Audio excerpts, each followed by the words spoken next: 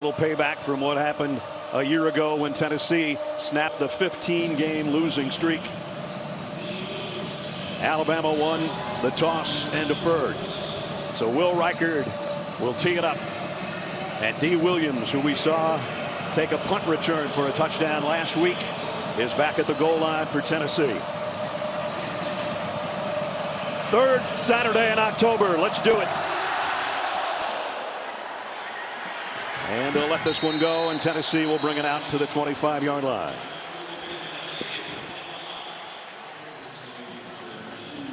And that'll bring us our Papa John's lineups. Starting with Joe Milton. Last week, only 100 yards through the air. That probably is not going to do it today. Third season at Tennessee, first couple of years at Michigan. Last year, the backup to Hendon Hooker. When Hooker went down to an injury, he took over, was the MVP of the Orange Bowl in the win over Clemson. But now the heat is on him on the road in this atmosphere at Alabama. Jalen Wright in the backfield with him. He's going to throw out to Wright in the flat. Jalen Wright made one guy miss, got a block, and picked up about 4 as we take a look at the rest of the offense. Squirrel White a couple of weeks ago had a big game. Last week kind of quiet. If they can get him in some open space, they can make some things happen. He's their leading receiver. Quick throw, and it's out to Squirrel. Just a short gain, knocked out of bounds. It'll be third down against the Alabama defense that has been getting better week in and week out. And Malachi Moore, who didn't play from that star position a week ago, back in there, and that's really good news for the back end of their defense. There's Malachi. Third down and 6. Here they come. Milton flushed out of the pocket. He's going to take off with it and get the first down as he buries Malachi Moore over there, and they have a little chat. So Joe Milton heard the criticism from a week ago. Early in that football game, he had a couple of runs where he could have put that shoulder down and got first downs. I thought he had a good second half when he ran the ball. I think it's an important part of this game. Will they run him more? Now a play action. Joe looking to throw to the outside. Rips one over to Squirrel White again, who got about 5 more. So immediately number 10 has an impact on this opening drive with 2 catches. Really feel like the surprising thing about both quarterbacks is they don't design more runs for them. I expect it in this game. Second down and 3. Jalen Wright trying to cut to the edge, and he'll get just enough, I think, for the first down as he goes out of bounds in front of the Alabama sideline. He's a patient runner, isn't he? He is. I think he's a little short now, by about a half a yard. Goes out right there. Yeah, he right could have got it. I think he misjudged the first down line. See if he can get it here. And he does, as he got it to midfield. First down, Tennessee. So again, so far in this game, the Josh Heupel offense has not substituted. That means that Alabama has not been able to substitute. Here's an injury. That'll be a substitute. Yep. First man down on the game. Alabama player down on the inside. Is it Keenan? I think so. Tim Keenan, one of the anchors, Birmingham native. Well, they're really deep at that defensive tackle spot, but they don't want to lose him. He's been playing some of his best football. We'll check on Tim, be back in a moment. Tim Keenan, the good news is, jogged off on his own power. Bad news is he goes into the injury tent. Yeah, I think it like usual when he gets inside that line, he had players fall on him from behind and felt either his knee or ankle tweak a bit. He had a huge game down at Texas A&M, 8 tackles and a sack in the one we did. 13 games since the last opening scoring drive. Right now, Tennessee's got a first down right at midfield. Milton strike again. Squirrel White, 11 more yards and a first down. Well, that's a good sign right there for this Tennessee offense. It wasn't a perfect throw, but the receiver helps out the quarterback. That's how you get the quarterback feeling confident that he can throw it anywhere and they can make a catch. So they worked it at the 39 of Alabama here on their opening march. Milton Loads and fires long to the end zone. Did he get it? Touchdown. The squirrel stretches out at the goal line. Now, did he drag his foot or did the ball move? I thought I saw the ball move at the end of this. They do call touchdown. His foot goes. Does the ball move when he hits the ground? That looked nothing. Perfect throw. Great technique. Drags his left foot. Now, does he control the ball? Again, nothing so far to overturn this call. Our AT&T 5G pylon cam. Gene Steratore is with us. Yeah, I'm with Gary on it. I think just an amazing play by the receiver. He does stick that catch. I don't see movement there. He's pulling it back in. It is under review. It is an amazing catch. He caught the back end of the ball. A great throw. He catches by the white stripe. He brings it in. Remember, he just had the great catch on the slant. Gets his left toe down. And right after the slant, you'll see Squirrel, I think he comes down and up on kind of one of those wheel route plays. Gets the matchup he wants. And then a perfect throw. You get your slot receiver matched up against an outside linebacker, Chris Braswell right there, number 41. We've seen about every look we're going to see. And again, there you see catch the back end of the ball. Amazing catch. Great throw. Great technique. Threw to the right guy. And do we see anything? I don't think so. That's a catch. That's going to cap an opening 75-yard drive. And just a remarkable athletic feat just to get to the ball. Here's a call. Touchdown, Tennessee. So how about Joe Milton? We were wondering, when is he going to bust out? I think that early run, he heard it, when last week when you didn't stretch it out for that first down. Second half, he took on a few players running the ball, comes out, feels the emotion of the game, 5 for 5. For 60 yards and a touchdown on the drive. Charles Campbell in for the point after.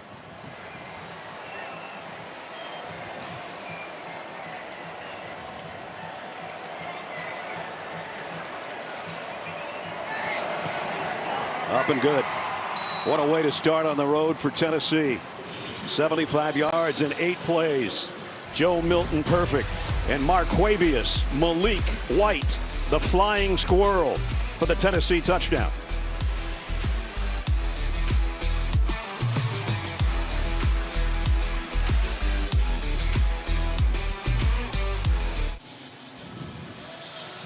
An unbelievably opening drive for Tennessee. Cover the length of the field. And Squirrel White, 2 great catches. The slant was slightly behind, helps out the quarterback. And like I said, once you feel confident the receiver can grab it, bigger target for the QB. Turbeville to kick off for the Vols. And Alabama will let this one go out the back of the end zone. I'll tell you what, Joe Milton did a great job right here. First of all, look at this. Alabama is only going to rush 3 players, and he sees the matchup he likes. That's Chris Braswell right there, the outside linebacker matched up against his slot. Then he looks and says, is it man-to-man or not? I got the matchup I want, perfect throw. But as Braswell covers, watch him look to see, where's my help? And there is none, and he knows he's in trouble. You wonder if there was supposed to be someone back there to help that matchup. As good a player as Chris Braswell is, that's not the lineup you want. No, I'll bet you when he came to the bench, somebody did not do their assignment behind him. So now it's Alabama from the 25. No row, nobody there for the fake handoff. And he's going to throw short and pick it up out to the 31-yard line. As we take a look at the Papa John's lineups, starts with Jalen Milroe out of Katy, Texas. He's got his first completion on that pass out across the 30.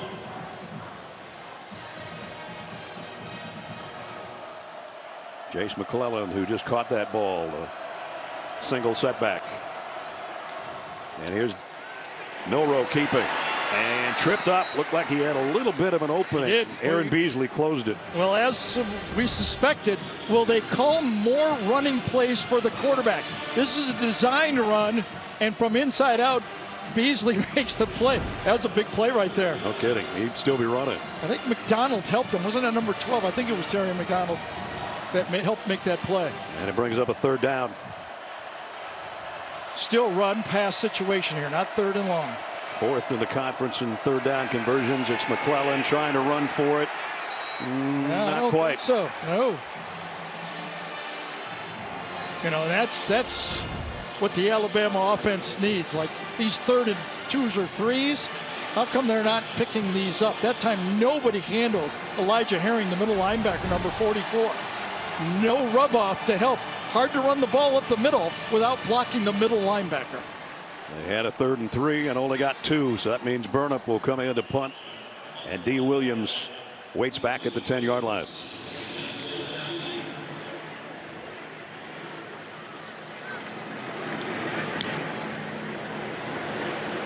Williams runs up on this one and gets out of the way and hopes that his teammates do. It's going to take an Alabama roll inside the 15 down around the 14-yard line. So a 3 and out for the Tide offense. Tennessee's offense was humming the first time they had it. We'll see what they do when we come back. We've got a little over 100,000 friends over for this one. Stay in the know with CBS Sports HQ. 24/7 free network brings you the latest news, picks, scores, and highlights from all the sports you love. Watch CBS Sports HQ anywhere, anytime, all the time. Gary will be on with the HQ team after our game. Well, good news for Alabama, and that's Tim Keenan back on the field. Good. That's good to see.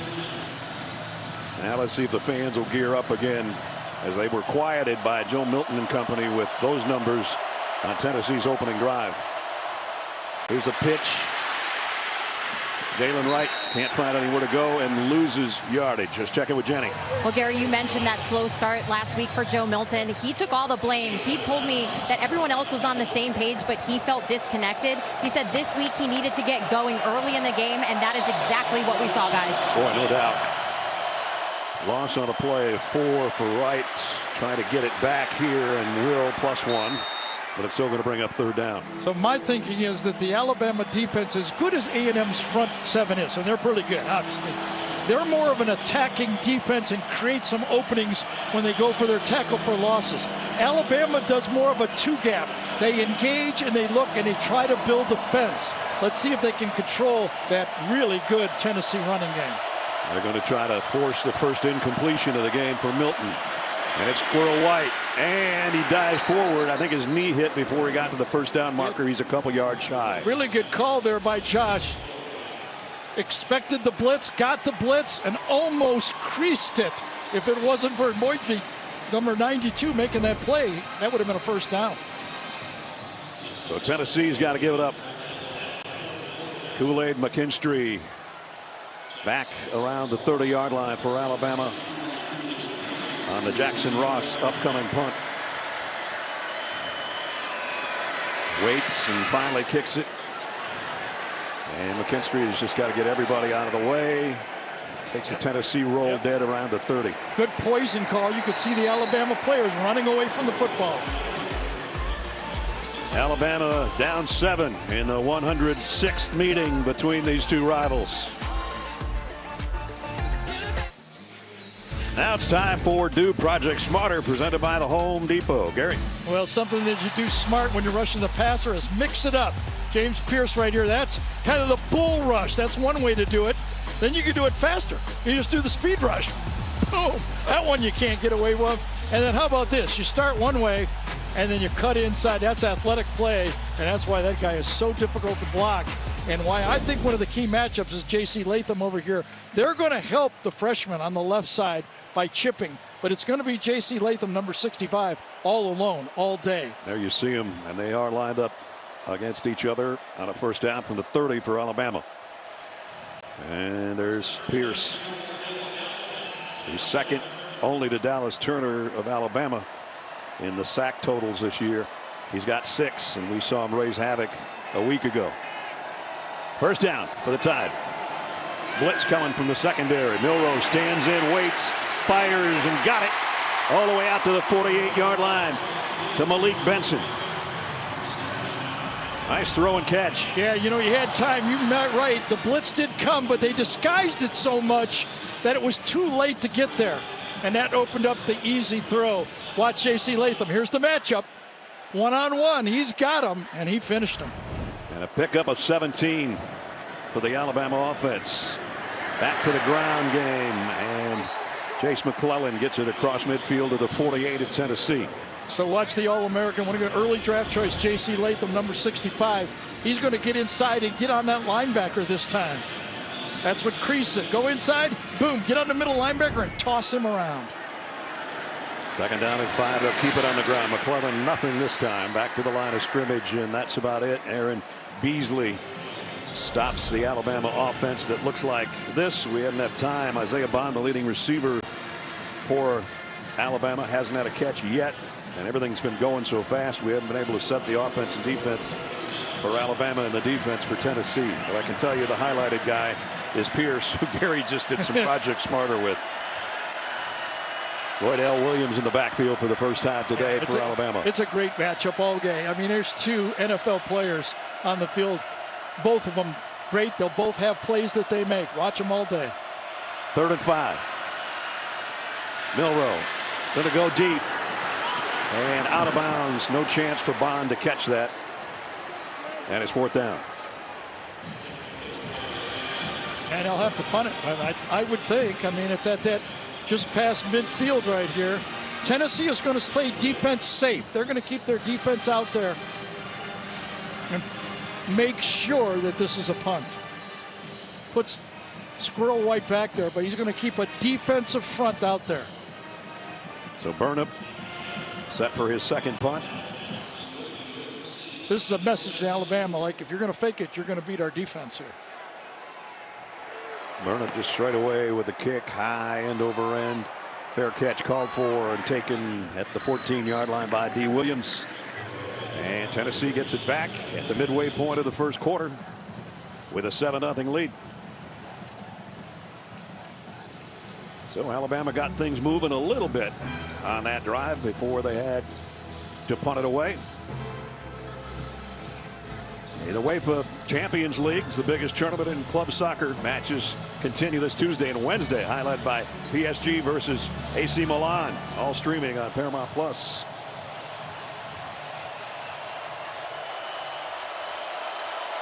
Now the crowd coming to life behind Joe Milton. Jabari Small, part of that 3 running back package for Tennessee's in there. This is going to be a little option, a late pitch to Small, and he puts his shoulder down and picks up a good gain. As Caleb Downs, a freshman, put him down. Josh Heupel in his 3rd year, and what a job he's done, reigning SEC Coach of the Year from last season. And a good job adjusted to a different style this year. They're a running team first.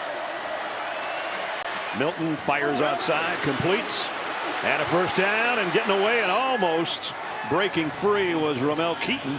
Well, how about that? The old comeback route. You know, usually you get this bump and run to the outside. No, this man-to-man to the outside. Good shot. Right to the outside. Easy. It's a read route. Most of the Tennessee routes are read after the snap. Guys playing off, give me the comeback right down the stem. Milton still slinging it out there. He's perfect. Now it's the option coming the other way. This time he will give it up at the very last second to Jabari Small, who goes out after a short gain. I think Joe kind of hit an indecisive spot there and said, I don't really know what to do with this thing. And he said, you know, Jabari, if one guy's going to get hit here, it's going to be you. And he just got tapped out of bounds. 2nd down and 8. Small made the first man miss, and then the cutback got to the line of scrimmage. That's it. Again, that's that Alabama defense that they depend on. They want to bounce those runs outside. Now, you mentioned, I mean, Jalen Wright does that really well, but that's the way you have to play this offense. You cannot let them gash you between the tackles. You have to bounce it outside, and it becomes difficult because you're basically playing 9-on-9 because their receivers are so wide, they take your corners out of the run game defense. No run support from the edges. No. Right? Milton Plenty of time. Rips it complete. White again. And another first down.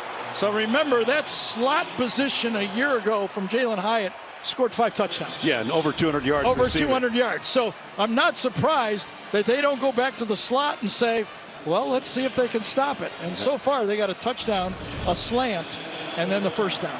And Squirrel White, another 12-yard pickup. He's already got 6 catches and that touchdown. Milton, here comes the heat from Tim Smith.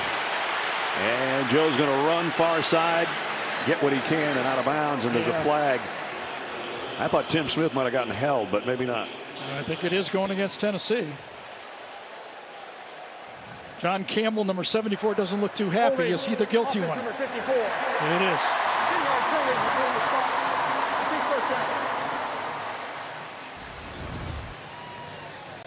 Right here, left side. Kind of go out of picture before we see exactly the finish of the play. Number 50 is the guy that got dragged down. So that backs up Tennessee behind the chains for really the first time. 3-man front again. Quarterback draw. Milton found an opening off the left side and just dives forward for what he can get, which is a good gain. Watch, just by shifting out the running back, what Alabama has to do, they put 3 players really wide, way wide out here. They're all out of it, running the quarterback draw. The formation creates the space. Dylan Sampson straight up the middle. Sampson spins his way to the 36 and another volunteer first down. How would you like to have your game breaker be your number 3 running back? Runs through a tackle, spins through a tackle. Now Milton going to fire the other way. Complete. Nice catch. Just snagged out in front of him, and Tennessee just moving it down the field. It's Keaton again. Same route, playing off on the outside. Run right back down the stem. Wherever you come from, go back the same way. The ball will be there. That's the signal to the quarterback. Alabama's defense getting sliced and diced right now by Milton and the Tennessee offense. And a shot down the middle that's incomplete. That one was intended for Dante Thornton. So everybody can catch their breath a little bit with a 2nd and 10 coming up. Wondering, was this a drop ball or a deflected ball? I could not tell. Oh, that's a drop ball. I mean, you got a quarterback having a perfect day, 9 for 9, and you drop number 10. Yeah. Kind of slowed up with number 32 coming into the picture. I know. I mean, that's the first mistake that Tennessee has made on offense. Joe Milton's already got more passing yards than all of last week, and we've got 4 minutes left in the first quarter.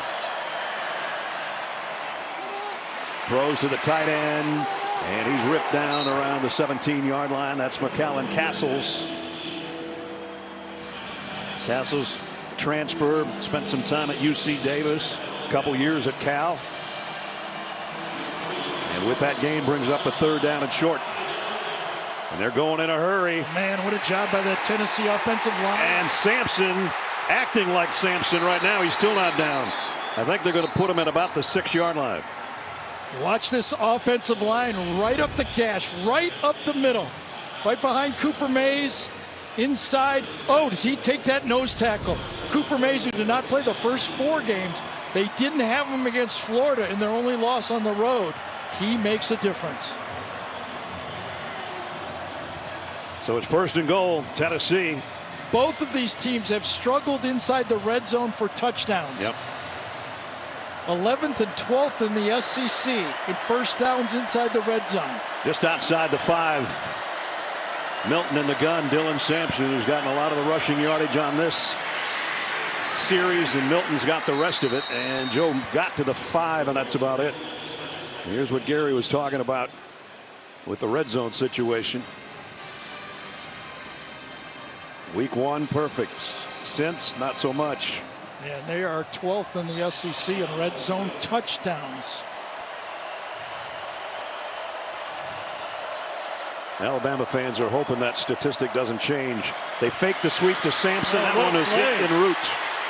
I think it was Lawson, number 32, that got his hand on it. Yep, Delonte got a paw on that one down near the goal line.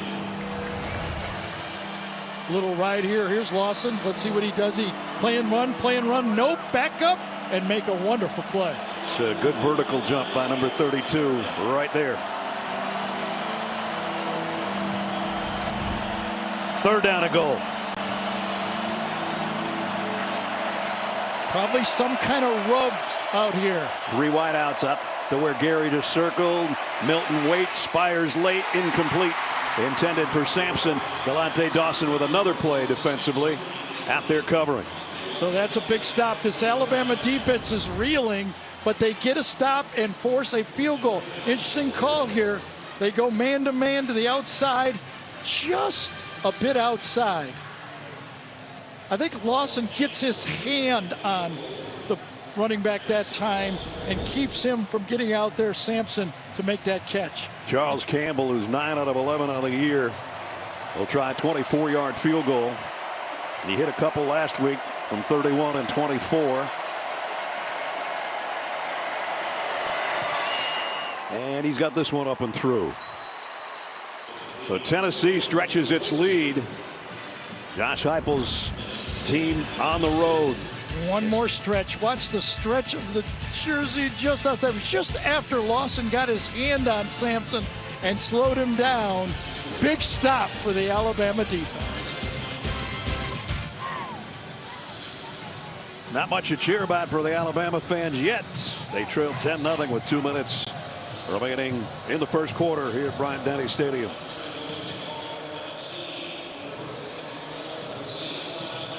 Another long scoring drive, though it was only 3 for Tennessee. 15 plays to get that field goal.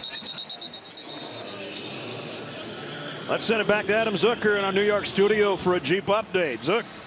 Hey, Ness, Gus Malzahn and UCF, they got a touchdown to get within 2 of number 6 Oklahoma. They felt the need for a trick play. They go for a double pass attempt, but Kendall Dolby surrounds Xavier Townsend, and the Sooners hold on, staying perfect, 31-29. Wow, what a finish. Here we're early, but it's all Tennessee so far. It's early, but it's an important drive for Alabama. 25 plays on a pace for Tennessee for 100 plays in the first quarter, 25 already. Roydell Williams on the carry for about 4. Elijah Herring on the defense for Tennessee. That has quite a group, an outstanding group, including James Pierce, who we talked about, second in the SEC in sacks. Beasley, an outstanding linebacker. Tank McCullough and those guys on the back end who came up with a couple of key interceptions in the second half last week to preserve their win. Jalen Milroe stands tall. Now he has to scramble around and finally get rid of it. So here it comes with the third down again. Remember what they're facing here. They've only run the ball. They've only had 7 plays in the first quarter. Coming down, it's just man free, playing man coverage, safety in the middle of the field, nowhere to go with the ball. The last 2 third downs not made, and that's why they've had a 3 and out and a 4 play out. Basically, Alabama has had 1 good play, right? The crossing route. That 17-yard pickup. Yep.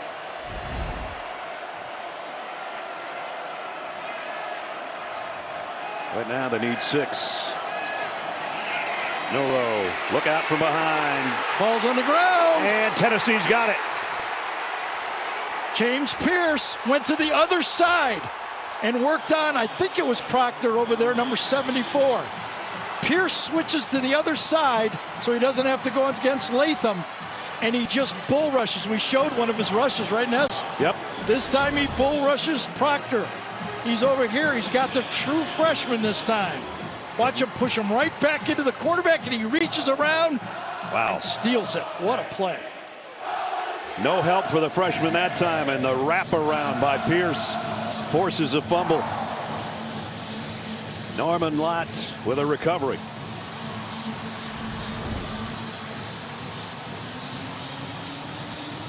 And obviously great field position for the Volunteers at the 23-yard line.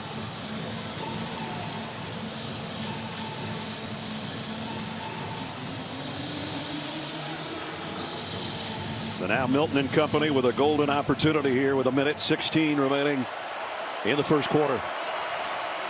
He fakes the pitch to Jabari Small, looking to throw off the run, and got it complete. Squirrel White again. What a nice job by Squirrel White.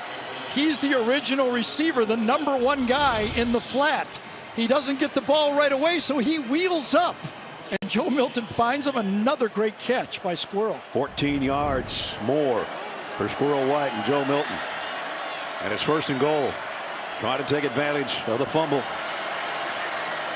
From the 9-yard line. Milton, quick look to the left into the corner and overshot and incomplete, intended for Caleb Webb. Yes, you know, another story early in this game, as you're watching this pass just a little bit outside on the fade route. No false starts by Tennessee. Against Georgia last year, we did that game. They had 5 in the first half. Against Florida, they had 3 key first down false starts on first down in the red zone. Nothing. Noise isn't bothering them at all. Not at all. Milton maybe got a yard. Dallas Turner forced that inside. They're not beating themselves, making it hard on themselves. 1 holding penalty, and they were able to get around that. 3rd down to go. And just to hold Tennessee to only 3 here would be big for Nick Saban's defense. Yep. They've been out there the whole game so far. Yep, that's the. No, that sticks out in this offense. They're not producing touchdowns in the red zone. From the 8, Milton fires to the corner just a little bit high. And a touchdown. Jacob Warren, the veteran tight end, just couldn't quite get to it. They go bunch and they rub to the flat. Warren's right here and he goes to the back of the corner. They're going to rub to the flat. Nothing there. Take the second receiver. Would have been a really good catch, but it would have been a touchdown, obviously, had he caught it. It's high. Just that much too high. Just a little too high. It's not a drop. It's just could have been better. Not Charles Campbell, who just hit from 24 a couple of minutes ago. And this will be from 26 from the other hash mark. I'll tell you, Nick Saban will meet his defense and give them a hand for that. Well, 2 trips in the red zone, but both times field goals, 13-0. New CBS Wednesday, Survivor's back with a new tribe and 90-minute episodes all season long. It's the biggest season of Survivor ever. New Wednesday on CBS and streaming on Paramount Plus. 11 seconds remaining first quarter.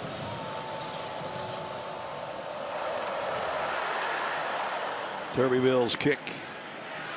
It's going to be fielded and brought out. And Kendrick Law gets out across the 20, but that's about it.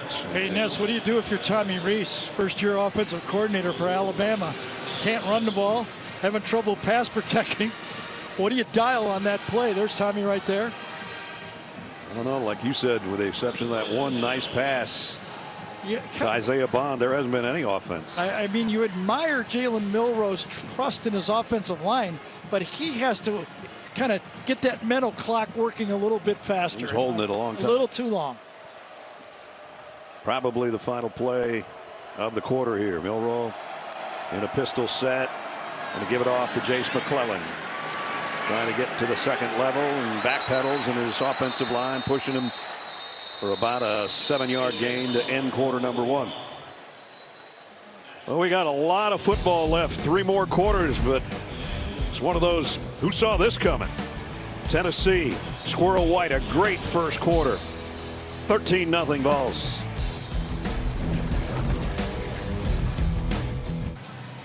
$13-0 going into the second quarter. Jenny talked with Nick Saban during the break. Coach, how do you get this team to reset and get back into this game? Well, really what we got to do is get off the field on 3rd down on defense. You know, we've had opportunities to get off the field. They made 3 or 4 third downs that extend drives. And when you play a team like this, you got to get off the field. And offensively, we just got to get it going. You know, I mean, you know, we've just not had enough positive plays, but I think we'll get a plan together and get it moving here. Thank you, Coach. Right, thank you. Let's see. So far, 2nd down and 4 to open the quarter. And here's a little end around. Kendrick Law. Law into the secondary and all the way, and that's getting it going. Coach Saban. Yeah, which is nice here. It's going to count as passing yards in this attack, and it only had to travel a half a yard. Gets the outside, And Kendrick Law shows you what kind of athlete he has when he has the football. 30, get it going. They found a way to get it going. Yeah, they did. 34 yards later, they got it at the 39 of Tennessee. That's the biggest play so far for the Alabama offense. Now it's Chase McClellan. Maybe 3 on that one. Statistically in the first quarter, all Tennessee. Yeah. Alabama fans, you might want to turn away from this one. 29 plays. Gary said we're on pace for over 100.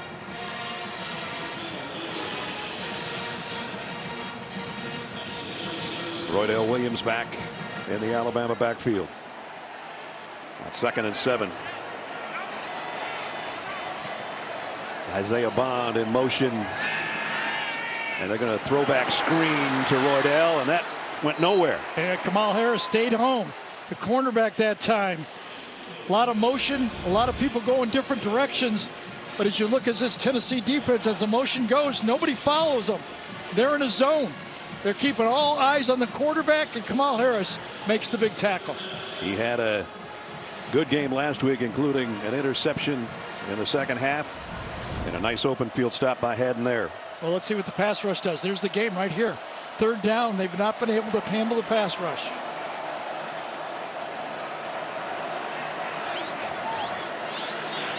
Nyblack went out in a slot and now comes back into the core of the offense in his tight end position. They're going to try to get Jalen Milroe some room, but nothing doing. And Omar Norman Lott with a sack. Yeah, Omar Norman Lott did not play a week ago, but he's playing today, and he read the zone keep that time perfectly. And that takes him out of field goal range, too. I think it would have been about a 53-yarder. But watch him play the running back and the quarterback. Makes the play. Instead of a Will Reichert attempt, it's going to be a punt by Burnip. Boy, that was just too fast. Yeah, he was thinking quarterback, no doubt.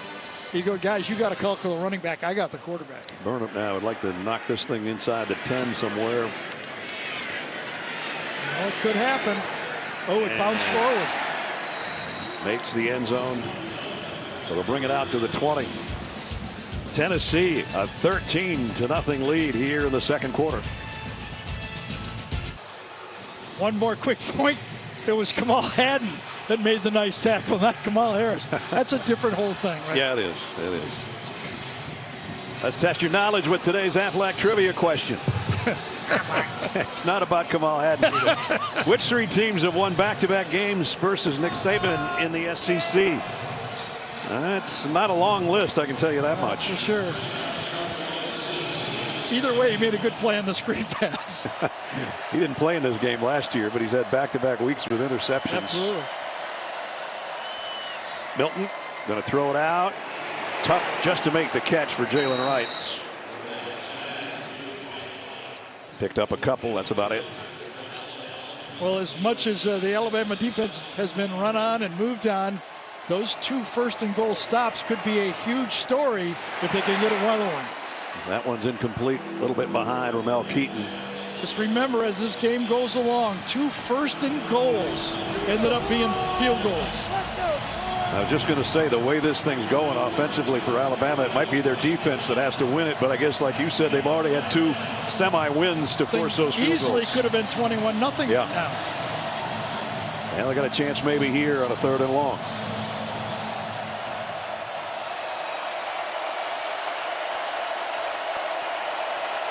Joe Milton, 50% on his 3rd down conversions today. This one's 3rd and 7. He's going to flare it out to right. Looking for blockers, nothing there. Wrestled out of bounds, Terry and Arnold. And that'll force a punt. So as Nick said to Jenny, 3rd down, we have to win. We let him out of the bag in the first quarter too many times. This time, Tennessee tries to just run a safe play on 3rd and long, and they're going to punt the ball. Jackson Ross with Kool-Aid McKinstry back on the other end. Kool-Aid around the 35. Ross had that huge punt last week that landed at the 1-foot line that helped Tennessee win the game. This time the left foot. And McKinstry has to get out of the way. It's a nice weapon to have. It doesn't matter for the punter. He doesn't care if he kicks him left-handed, left-footed, right-footed. That was a left-footed one. And Alabama had the block on. He went the other way. Smart move.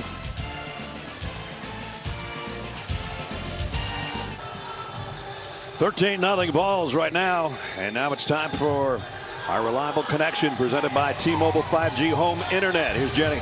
Well, Brad, the Tennessee-Alabama rivalry is now famously known as the third Saturday in October. This tradition, it started during the 1939 iteration of the game, which Tennessee won 17-0. Over the years, this rivalry has seen its fair share of memorable moments, including the block kick in 2009, and of course, last season with Tennessee breaking up that 15-game win streak that Alabama was holding on to, guys. That first one that Tennessee won, I don't know if General Neyland was even a general yet. I think he was a captain at that time. When are they going to get the ball to Jermaine Burton is what I want to know. Jalen Milroe wants to get it to anybody except that. Dropped at the line of scrimmage. So did the Texas A&M game early in that game. Remember, he had 12 targets in that game. Last week against Arkansas, I looked up his targets. He only had the ball thrown to him 3 times. So far, just over a quarter, nothing. He's their best receiver. There he is, number 3. Second down at 10. Burton in the slot. Here's some option. McClellan looking for blockers. Got away. Puts his shoulder down and just about got the first down. Well, when you don't get the ball, sometimes you don't want to do the other things. But this time, Jermaine Burton does block on the edge. There he is. He handles his guy. That's what you got to do. Be patient. Stay in the game. Get your blocks. Eventually, that ball's going to find you. Tennessee's got 13 points. Alabama's got 17 plays. So he did just get the first down at the 49 of the Volunteers. McClellan trying to go straight up the middle. Maybe 3 there before Aaron Beasley and company brought him down. Alabama uses all their tailbacks. McClellan, Roydale Williams. They started to use some of their younger guys, Jam Miller and Justice Haynes, a little bit more in previous weeks, but I'm sure they just want experience in there right now.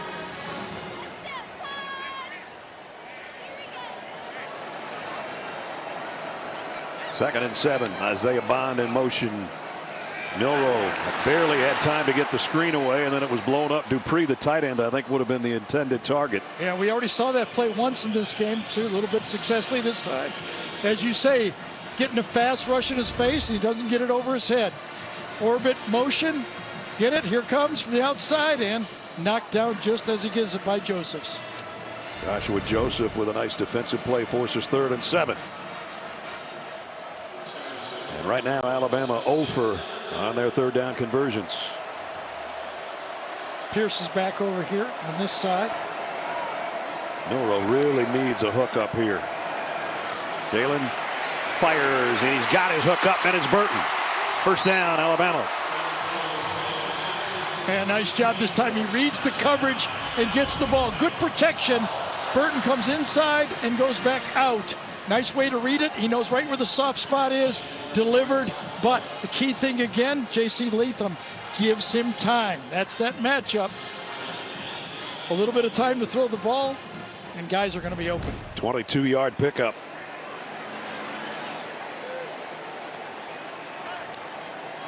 From the 24, a little short shovel pass. Isaiah Bond, and Bond got another first down and took his man Haddon out of bounds with him with maybe a shoulder injury. Well, you can see the creativity that Tommy Rees is having to turn to already in this game to move the football. They have to be exotic in the way they are calling their plays. And I think it's Kamal Haddon feels his right shoulder right there at that pop, right? So Haddon shaking up through that right shoulder in there, and that's the one he's holding. Yeah. Jeez.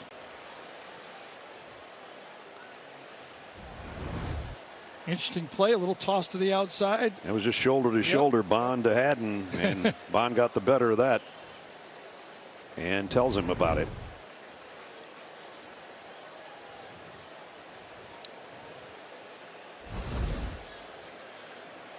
So Kamal will head over on his own power, but we'll see if that's just a little stinger or if he's going to be able to come back.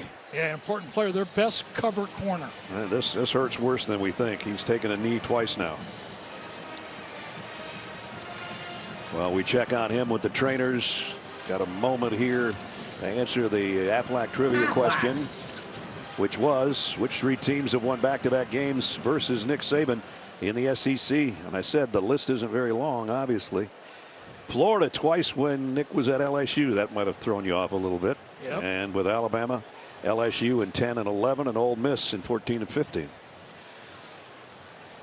But as Jenny said in the pregame, actually in our pregame show with the guys back in New York, of revenge games, he doesn't lose many. Nick, that is. Yeah. So remember now, we talked about how Tennessee struggles in the red zone. So does Alabama struggle in the red zone. So 20-2 following a loss, and wins by double digits, 16. Right now they're double digits down to Tennessee in this rematch with 8:44 to go. Let's see if this Tennessee defense can bow their neck and get a field goal attempt instead of a touchdown. McClellan nowhere to hide over there. Got a half a yard out of it when all was said and done. Beasley, another tackle. Great pursuit. Watch this Tennessee defense take on the blocks. You see Herring in the middle of it, works his way out to the outside and is able to handle and clean up the play. Tennessee only allows 105 yards on the ground a game. Alabama just a notch ahead of them at 104 yards allowed per game. Center judge is going to slow things down here for a second. Substitution by Alabama. They will allow Tennessee to trot on a player. And here he comes. Fans not loving that. Well, because the play clock went down so long, Alabama's going to be forced to take a timeout.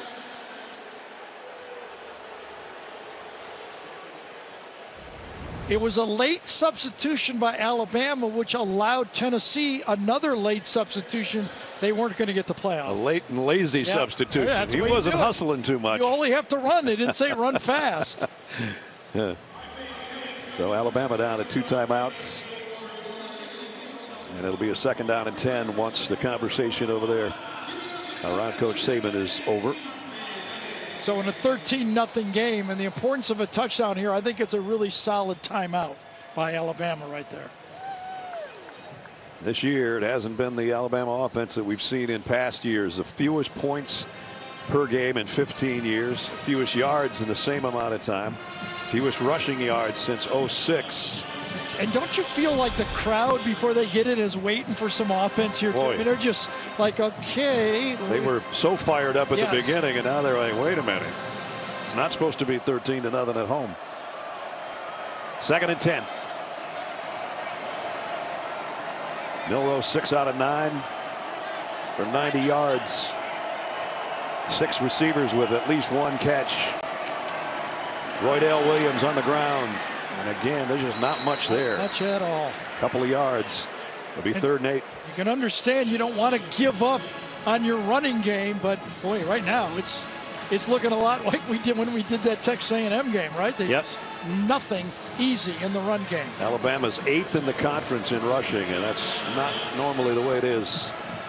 But of course, all the prolific passers they've had over the last several years has made that not really matter too much. It's mattering right now. Pierce is on the other side again, switched over. Milroe at 3rd and 7. This time has time to the end zone. Got it. Touchdown, Alabama. And it's Burton for the score. Makes sense. You think players instead of plays. Go to your go-to guys. Good job by Proctor this time, giving Milroe time to throw the ball. Spin move by Pierce, but beautiful route by Burton and a strike. Watch Caden Proctor get the spin move, keeps his feet moving. The ball is gone. Nice out move and then hook up. That is timing in the pass route right there. Extra point by Will Reichert upcoming. Up and good. So just like that, when Alabama so desperately needed some offense, they found it. And much of the drive was the guy Gary said, get him the ball, to Burton on a long one earlier. And then a 10-yard dart caps a 59-yard drive in 9 plays. It's 13-7. Jermaine Burton, a couple big catches on that drive, including the 10-yard touchdown, his 5th touchdown reception of the year. And with 7 minutes and change remaining, Tennessee's lead cut to 13-7. Brad Nessler, Gary Danielson, Jenny Dell, and our CBS crew here on a beautiful sunshiny day in Tuscaloosa. Well, the Alabama defense has given up 186 yards, but it's the 2 stops of 1st and goal and forcing Tennessee into 3 points that has kept Alabama in this football game. 2 1st and goals. It's 13-0 instead of 21-0, and 1 touchdown means ball game. Yep. And that 1 touchdown sort of ignited the crowd. As we were talking about, any kind of offense would lift the spirits of the sellout crowd in Bryant-Denny Stadium, and that touchdown toss has got them back in it, as you can hear.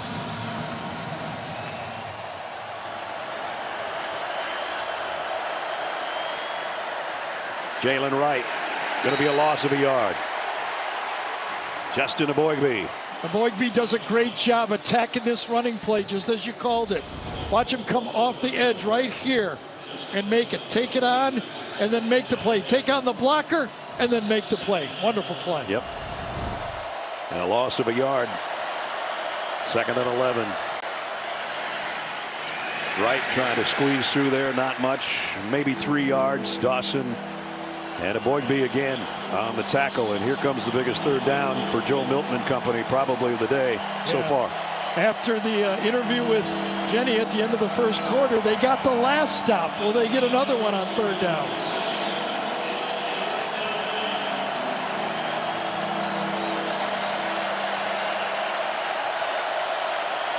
Third down and 8.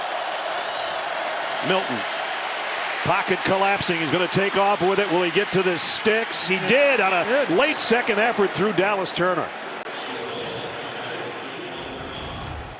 And that's the thing, when we met with Nick Saban yesterday, he said the thing that Hendon Hooker did is in the pass rush situations he ran, pick up 1st downs or made it, 3rd and short. And that was a big play right there. Dallas Turner, as good a linebacker as he is, looked like he almost gave up on that tackle. He did, and I wonder, are they going to review this play? I think they are, whether his knee came down.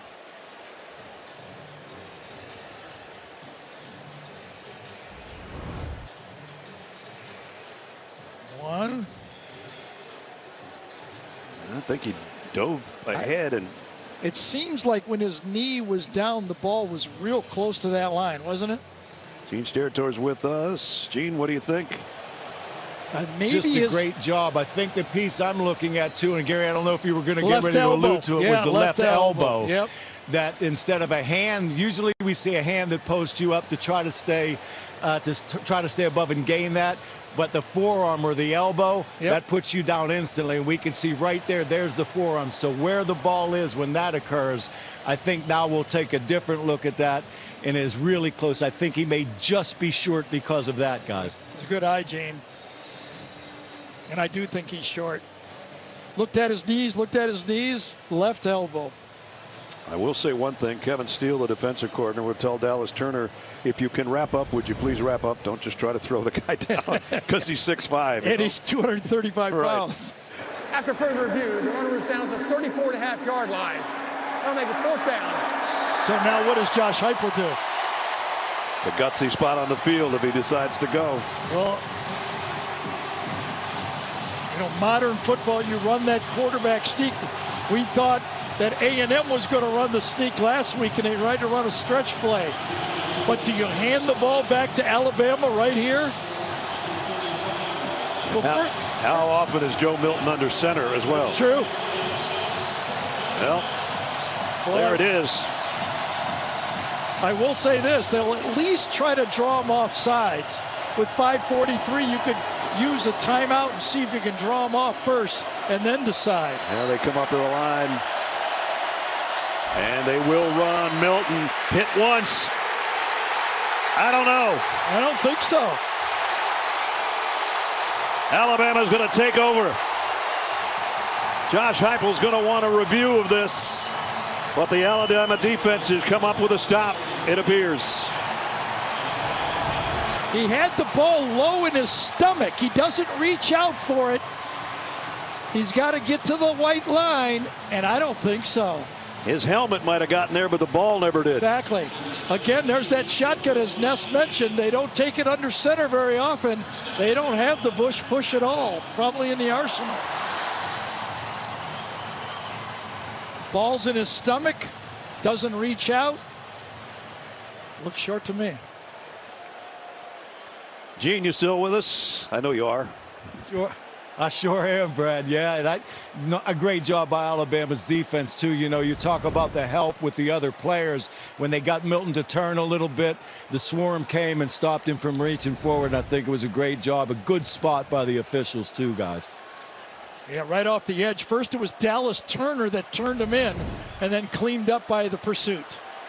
So here's an opportunity for Alabama's offense with 5.5 to go in the quarter. From the Tennessee 34. Here's a little toss again to Law. They did this the other direction last time.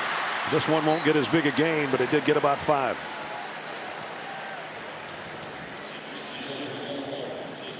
Let's check in with Jenny. Yeah, Tennessee linebacker Kamal Haddon, he hurt his shoulder with 8:45 left to go in the second corner. The trainers, they messed around with his right shoulder pad. We're testing out his mobility there. Now, he was frustrated on the sideline as Bama scored, and it wasn't until after that that he went into the injury tent, guys. All right, Jenny, thanks. Keep us posted. Pick up a 4 on that last play by Kendrick Law. Judy Lally right here in for him. Second down and 6. And McClellan maybe 1.5 yards on the inside of the Tennessee defense. Bryson Eason made the tackle, and we're under 5 minutes in the quarter. Any kind of points here for Alabama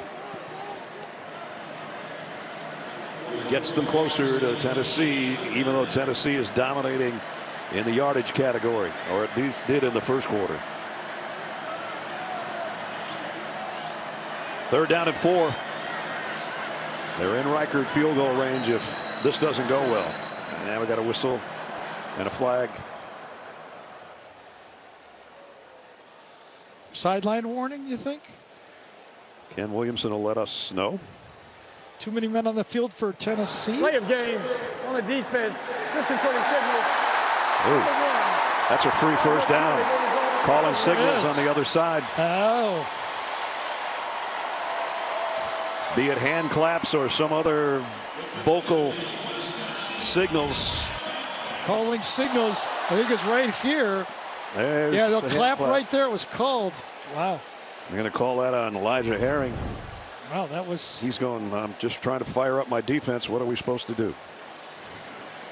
At any rate, it's first down. Alabama at the 23. Bond in motion around the back of the quarterback. McClellan still looking for any kind of opening, and it's been 3 yards and about it for all of his runs. I feel like we're watching the Sarkisian offense right here with all these motions, right, orbits, shovel passes, screens. I mean, we're seeing the whole playbook being unloaded to try to jumpstart this Alabama offense. Gene's told us from his perch in New York that's a point of emphasis for the officials of the discerning signal call, and I have seen it a couple times in the last week, and it was a costly one for Tennessee's defense. 2nd and 7. Just outside the 20. Milroe, here comes the pressure. Going to the end zone. And broken up at the very last second and intercepted. Yes, it was right at the end of it. Ricocheted off the intended receiver was Burton out there. And a costly pick. Slaughter pulls it down. I think it was Slaughter was the recipient of it. It was going to Burton to the outside. McCullough on him. Nice deflection, and McCullough is the recipient of the pick. One-on-one coverage out there, and it was defended perfectly. Huge interception by Jalen McCullough. Tennessee takes over. Junies. That's for sure. Here's another look at the interception. Yep, great, tremendous coverage by Slaughter on that play. Makes it, falls into almost the back shoulder, and then perfect tip ball. That's what they practice. Yes. McCullough didn't play in this game last year, and that's his first interception of the season. Gives it back to the Tennessee offense, and Joe Milton running all the way on this one, and he's lowering that shoulder again to pick up a first down. And remember, early in the year, he went, I think, 81 yards for a touchdown and reached a top-end speed of over 21 miles per hour. The guy can run. He's got all the tools. And a cannon of an arm sometimes. Whoa, man. Getting it to Squirrel White like that one. And White's got a first down to pick up a 14. I think that's got to be, as I'm looking here, his 8th catch in the first half. Man-to-man coverage to the outside. Watch, right down the stem. That's the way they teach it. Easy for a quarterback. You know exactly where he's going to end up. Now they go to the ground, and that's a positive one for Jabari Small, who picked up 5. So Josh Heupel kind of rolls the dice, does not come up with it on 4th down. No. His defense bails him out. Now he's got all 3 timeouts left. Milton, jump ball and a catch by Keaton. Ramel Keaton on a 50-50 ball, and he hauls it in. So that was the story. Can these receivers help out the quarterback? Ramel Keaton dropped a big touchdown last week, but now on a 50-50 ball, as Ness said, he wins at 51-49. And a pickup of 30. And as Small dragging guys with him for 4 more. I can just tell you, as a quarterback, when they start making catches for you like that, you throw so much more easier to those guys. You don't have to be perfect. Absolutely. So Tennessee with the interception, and now all the way down to the Alabama 16-yard line. Small, little hesitation, then just drives forward for maybe 4, as we're going to be down to a minute. Yeah, I don't think shortly. Tennessee takes a timeout here at all. They're just going to let the clock run, see if they make a first down before they decide to use any timeouts. Barring a turnover, they should at least have a 16-7 lead at halftime, but they're looking for more. 3rd down and 3. I think it's good use of the clock. Take the clock all the way down. If you kick the field goal, you don't want to give Alabama time, and Nick Saban has decided not to use his. Heupel's way down. He might call a timeout right before the 40-second clock. He does. And that took it all the way to 46 seconds. And a timeout Tennessee, but they've got 2 remaining.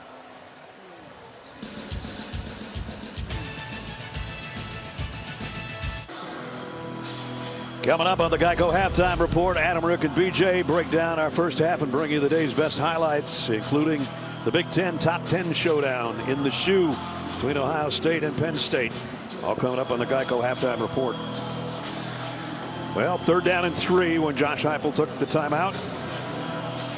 So that's what we have from the 13-yard line.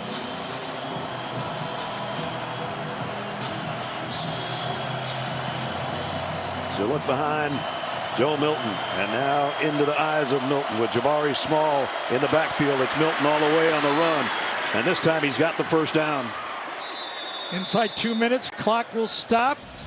Tennessee ready to go again, or are they going to take a timeout or spike the ball? Josh Heupel wants to make sure it's a first down. They called it short. No. Heupel is looking for a replay. Remember the Is under review. Okay, maybe I just missed something. It looked like he got the forward progress. Well, the entire pile is over Oh, yeah. the yellow Then they line. pulled him back. I think that's a first down.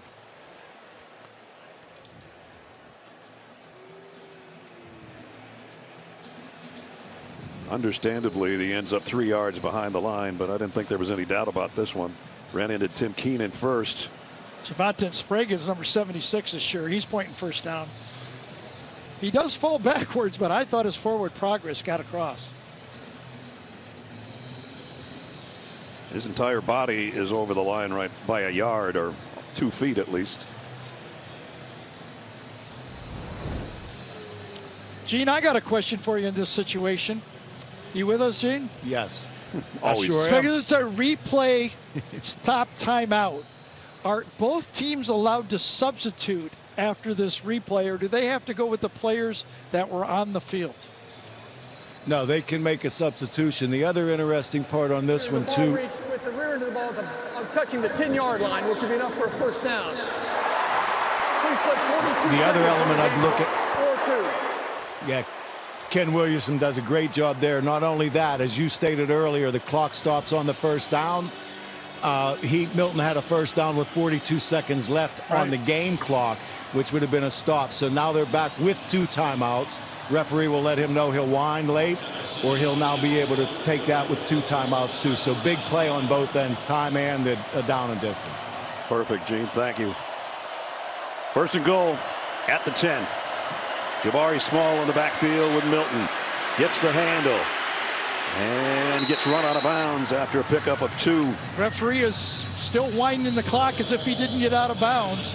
Heupel will have to call timeout here.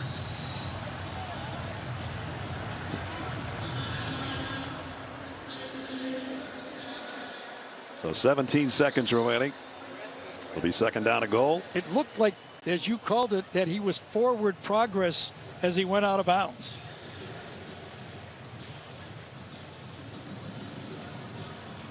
With the timeouts, Tennessee was still able to run or throw the ball. They chose a run. Now it gets a little different. Yeah.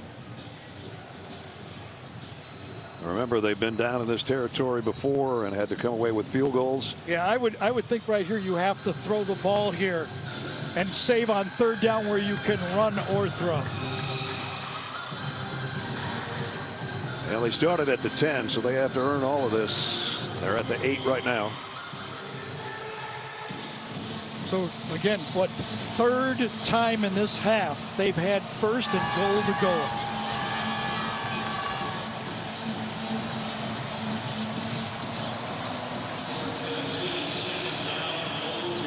You got Squirrel White man to man, and I think it's Malachi Moore out there. There's a nice matchup for you right there. On second and goal from the 8.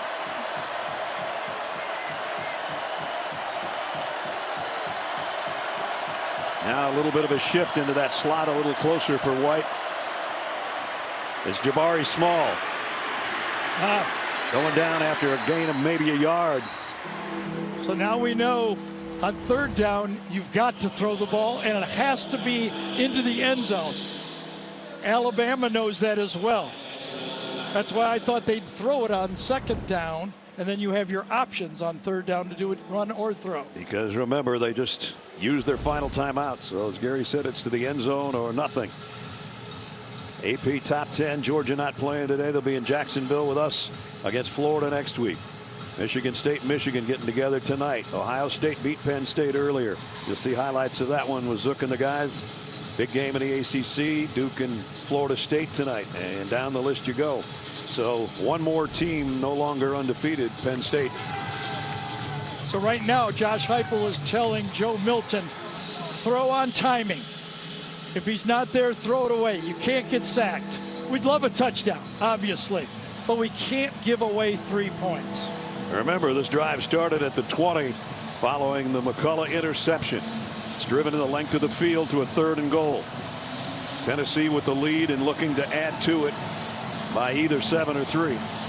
This time Alabama has shifted and put Terry and Arnold, their cover corner, on Squirrel White.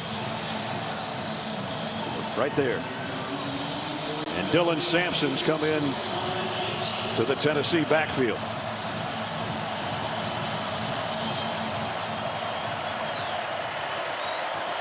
Third and goal. Blitz coming from Alabama. Milton lofts it. Got it. To McAllen Castles, the tight end for the touchdown. All out blitz.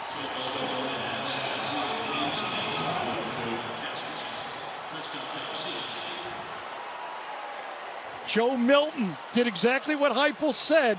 Back up, get rid of the ball. You can't get sacked. There's the tight end on the corner. But watch, Alabama comes after him, tries to get the sack, man-to-man coverage, just a little bit of a rub, and that's all they needed. Caleb Downs, the freshman, was trying to stay with number 34 and couldn't. And Charles Campbell for the extra point, which is up and good with just 12 seconds. remaining, and a fired up tight end on the sideline. Not so fired up the Alabama fans. An 80-yard drive in 10 plays. Look, just under 3 minutes to get this. Watch the rub right there. That's what the rub really opened up the play.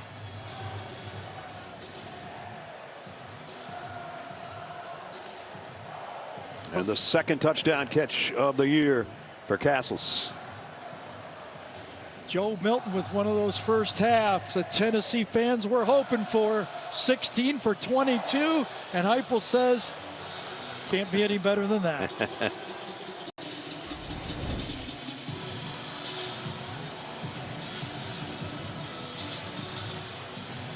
What a first half for Joe Milton. What a difference from a week ago.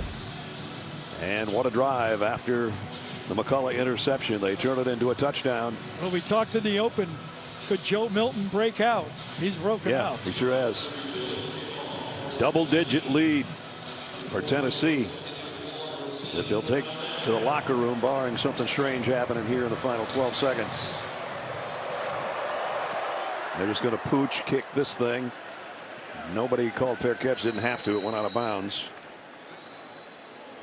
And a little pushing and shoving at the end of the play as they're going to spot this around the 30 or close to it. And now a late flag. Well, that's the flag for going out of bounds. So it's going to be out to the 35. So Alabama has a strong kicker and time with timeouts to throw the ball anywhere on the field. Joe Milton's been a walking, moving highlight today. Yeah, remember how he started out running over people, set himself into the game, and that turned out to a perfect throw after that first hit. And he's went on from there. Boy, his confidence level's got to be sky high compared to last week. Absolutely. Well, let's see if they let Milroe throw here. Remember, Tennessee went that far last year for the winning kick in 19 seconds. Yep, that's right. Jalen Milroe's got a strong arm. Throwing downfield is his best asset, really. Goes short to Niblack, who steps out with 8 seconds. And now let's see if he will try to uncork one here. Time for 2 more plays.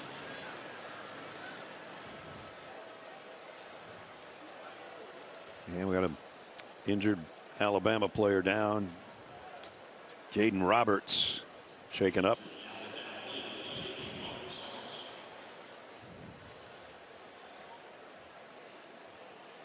Offensive line that's been a little beleaguered this year, and they don't need to lose anybody else. He's one of the guys that's been beleaguered. He's just back for this one. Yeah, we'll check on him. 8 seconds remaining when we come back. That does not look like he's going to be back in the lineup today. Again, usually what happens, he's right there at right guard, is somebody else gets pushed on the back of him and falls on him. Exactly what's happening here. Rolled up from behind, the sophomore out of Houston will be helped to the locker room. Maybe the tent first, but then the locker room. And his teammates have 8 seconds and 2 timeouts to work with. Trailing by 13. Can throw the ball anywhere you want. If you have time. And got it to Burton near midfield, but there's only, I don't think there's a second left. Was there 1 second with forward progress, or is the half over? And Nick's saying there's a second left. I tend to agree with him, but the teams are halfway to the locker room already. I thought that Burton stepped out just before the clock expired. Ball became dead with 1 second on the clock. Clock operator, please put 1 second on the game clock. Yep. 1 second. And that gives them a Hail Mary. Won't be able to kick a field goal, but you can throw with with Milroe's arm, can get it to the end zone. His strong suit has been deep passes this year. And this will be a deep pass to end the half, barring a penalty. 5 touchdown passes of over 40. Average passing touchdown at 40. Got Amari Niblack, the tight end, kind of slash slot receiver 84 out there. He's the tallest of the receivers. Milroe might not get a chance to throw. He won't. Sacked again. And it was Gabe Judy Lally from the secondary that got him. Coming from the backside, Lalee's going to come this way, the corner. Watch him come from the secondary. Nobody to account for him. That's a quarterback's man. Tries to run away from him. Cannot do it. Milroe kind of holding his shin when he hit the deck back there. We'll have to wait and see and make sure that he's okay. And Tennessee with a big lead heading into the locker room. Down to Jenny. Hey, Coach, what opened up in this offense for Milton to look so comfortable and confident out there? Doing the ordinary things at a high level. Fundamentally, he's playing well, but the guys outside protection's been really solid. So you're going to need more of that in the second half. What needs to be the mindset in that second half? Reset, replay, refocus, play one play at a play during the second half, man. You got to play for 60 in this one. Thank you, Coach. Thank you. But again, let's go back to the last play and the sack by Lally. Right at the end of it, Jalen Milroe sort of turns around and maybe he's just rubbing his leg. He's hopefully okay. But he spent too much time on the deck, as he has all season long. End of the first half. Tennessee on the road with a lead over the number 11 team in the country, 20-7. As we send you to Adam Zucker in our New York studio for the Geico halftime report. All right, Ness. Vols flexing there down the stretch of the first. The Home Depot SEC on CBS as you look in at Bryant-Denny Stadium in Tuscaloosa, where Alabama is down 2 scores to the Volunteers of Tennessee. Tennessee trying to put back-to-back wins together over the Tide. Welcome back, everybody. Brad and Gary. Jenny's down on the field. Tennessee's played superb. You said maybe Joe Milton's going to have a breakout day. I'd say he's had a breakout day. He sure has. Remember we said Josh Heupel was going to say, well, last year, I guess Jalen Hyatt had, 6 receptions, 5 touchdowns. Let's start with the slot receiver. That's what he's done. Start with the slot receiver. And old Squirrel White has 8 receptions in the first half for over 100 yards. Same guy, same position, different guy. Alabama gets the ball first to start the third quarter. They'll bring it out to the 25 as we send it down to Jenny Dell. Well, guys, it was actually a very calm Nick Saban. He said we're just down by 2 scores. We still have plenty of time to go. He does want to see his team pick up the energy and enthusiasm in this game. He said they're the ones that have to manage that out on the field. Defensively, he said we need to be better on third downs and get them off the field. And, guys, there were some questions about Milroe's shin at the end of the half. I'm told he is totally fine to go. All right, Jenny, thanks. That's what we were looking at on the last sack by Tennessee to end the first half. So Jalen Milroe at the controls. He's held the ball a little too long. There's only so much that offensive line can do against a sack-happy Tennessee defense. Isaiah Bond in motion. They keep trying the ground game. This time it works. Jace McClellan in a foot race across midfield into the 45. That's the way to start the quarter. Yeah, so this Tennessee defense had held Alabama rushing to just 16 yards in the first half. But that is an opening they hadn't seen the whole time of the game. 29-yard pickup for McClellan. And immediately into Tennessee territory.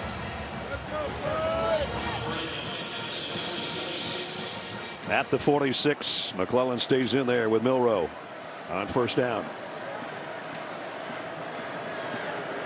Jermaine Burton in motion toward the ball. Milroe going to go deep. Lays it out there, and he's got Bond. Isaiah Bond. Touchdown.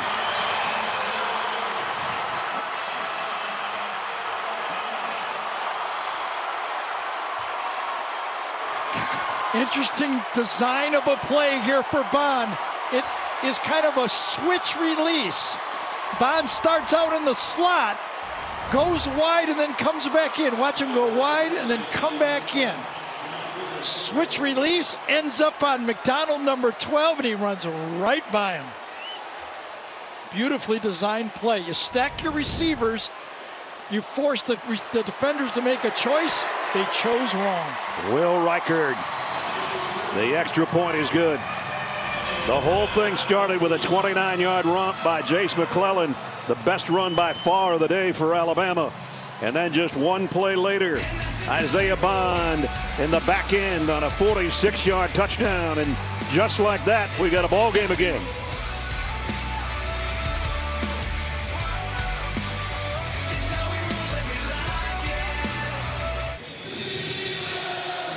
Jalen Milroe finally dialed one up to number 17, Isaiah Bond.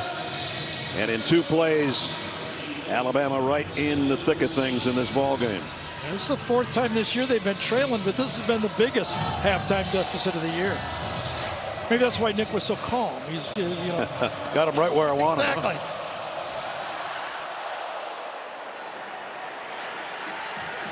This one will be returned from the 4. And not going to make it to the 25, maybe the 23.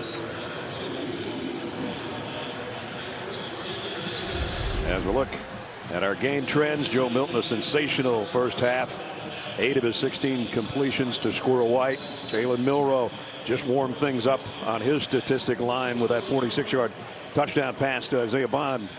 And as Gary talked about, 4-time trailing at half this season. The most ever under Nick Saban. Yeah, 3 of them at home, but this is the way to start a half. Run the ball on the first one, good protection up front, able to step into the throw, and wide open. It was all designed with that short motion that forced Tennessee to switch on the release. They never got back in phase. Now let's see if the Alabama defense can come up with a stop. Tennessee got the late touchdown. If you're just joining us, the final seconds of the second quarter to stretch their lead to 20-7. And it's been cut down now to 6. Also interesting part of that first half is Alabama did not have a penalty in the first half. And they've had all kinds of trouble with penalties. Exactly.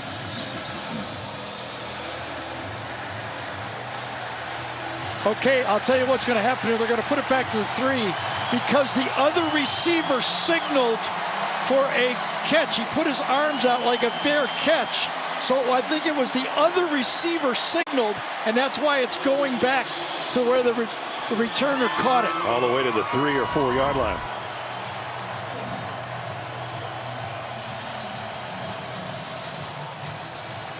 See it the opposite receiver, but either one that signals, that kills the play. They're going to take a review of it and look at it one more time for the replay. I saw him. They do that T formation. It kind of signals to their guys that we're going to let it go. After further review, the ruling of the field is confirmed. 4-yard line, first down. Well, that's a huge difference. The 4 instead of the 24. Yes.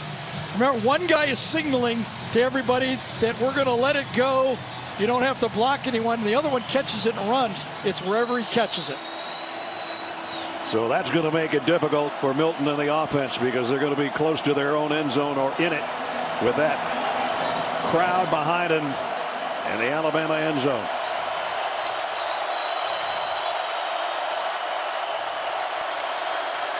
Jalen Wright. Tough couple. Got it out across the 5. Big difference. Remember, if you let the ball go, you get it at the 25. They got it at the 3-yard line. Huge difference. Just outside the 7. Jalen Wright again. Going to be tracked down by Lawson. Remember earlier you said that Kevin Steele said, the defensive coordinator, you don't have to throw the guy down. But on this one you do. And he threw him down well. Yes, he did. Coming from the backside, feels the hole. Delay just a bit. He's there. Now it's about to get noisy. 3rd and 7.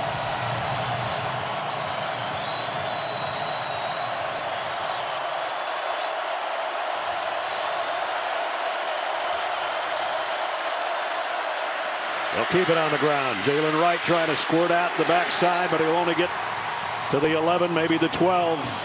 So look what happened. That ball being on the 3 forced Tennessee into 3 straight running plays and a 3 and out. And now they're going to have to kick from near their own goal line.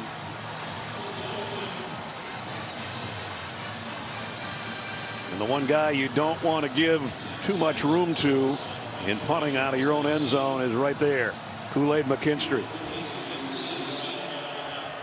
Asked him yesterday if he's frustrated by not getting many punt returns. He said, yep, it's been tough so far. Look out, don't let him get his hands on one here. And he's got to call fair catch and get out of the way, and it's going to take an unbelievable Tennessee roll. Boy, that ball traveled. Wow. That ball traveled 50 yards in the air. You expect your center fielder to field that punt. As he comes to the sideline, you can see it. How can you not catch that punt for us? You signaled fair catch. He must have misjudged it. Yep, he looked up and then decided not to, and it cost him about 15 yards.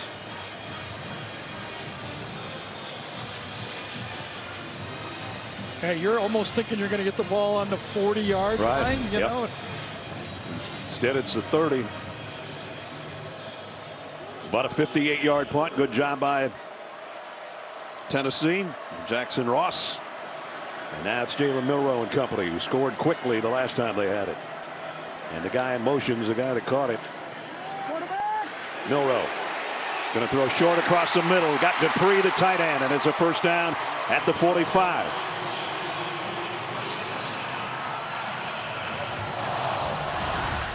First catch for Dupree today. Tight end just wheels over the middle, a little rollout, gets back, finds him. Very positive zone drive starter. 15 yards. Milroe's numbers looking a little better quickly. Remember, the last drive starter was a very effective run. They end up hitting the touchdown. 2 straight drive starters by Tommy Reese. Dominique Slaughter comes off. Judy Lally will fill in his spot, and Haddon on the other side. And now the Tennessee jump in the neutral zone. It looks like it. And that'll be a free 5. Norman Lott, I think it was. Yes, it is. He knew it. Offside. Defense number 55.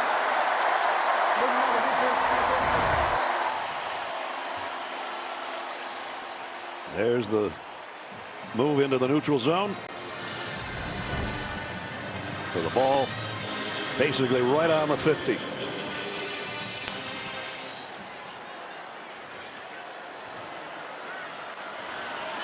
And again, another flag flies in.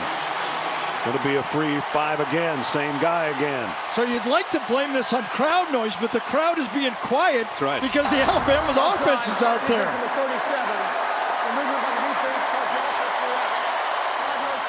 Two guys jumped that time. So Alabama used the double clap that time instead of going on the clap, which number 55, Omar Norman Lott, thought once he heard the clap, he thought the snap was coming. It was going to be the second clap on that one. The secondary clap got him. Yeah, that got him. First down by penalty, back to back, the 45. Tennessee thinking about a blitz. Jalen Milroe took the snap, was signaling to Seth McLaughlin, I think, that just hold on a second, and instead they snap it. Snap infraction. Offense number 56. 5-yard penalty. Remains first down. And that has been a problem. You wouldn't expect it at home, but just the first today. First penalty. So we've had 3 flags in a row.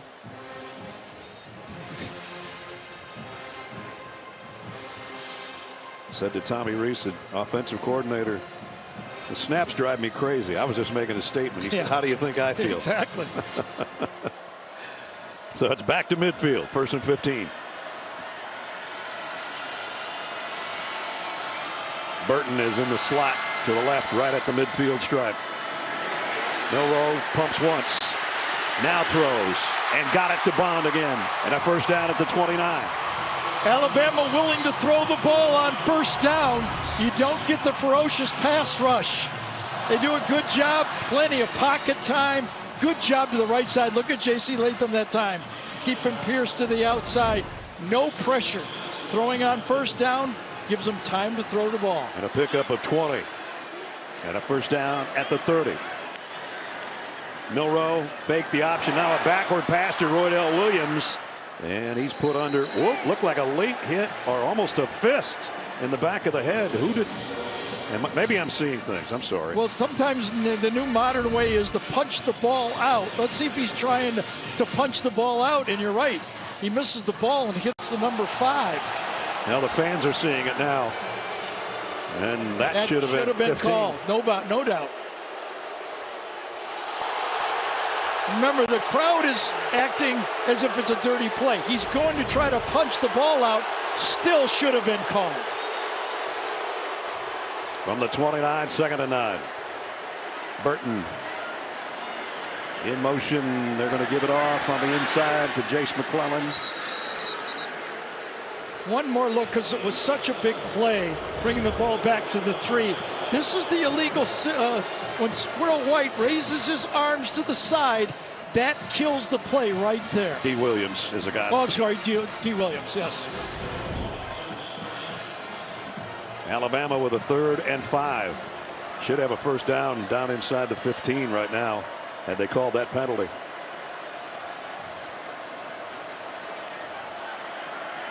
They're in Will Reichard field goal range.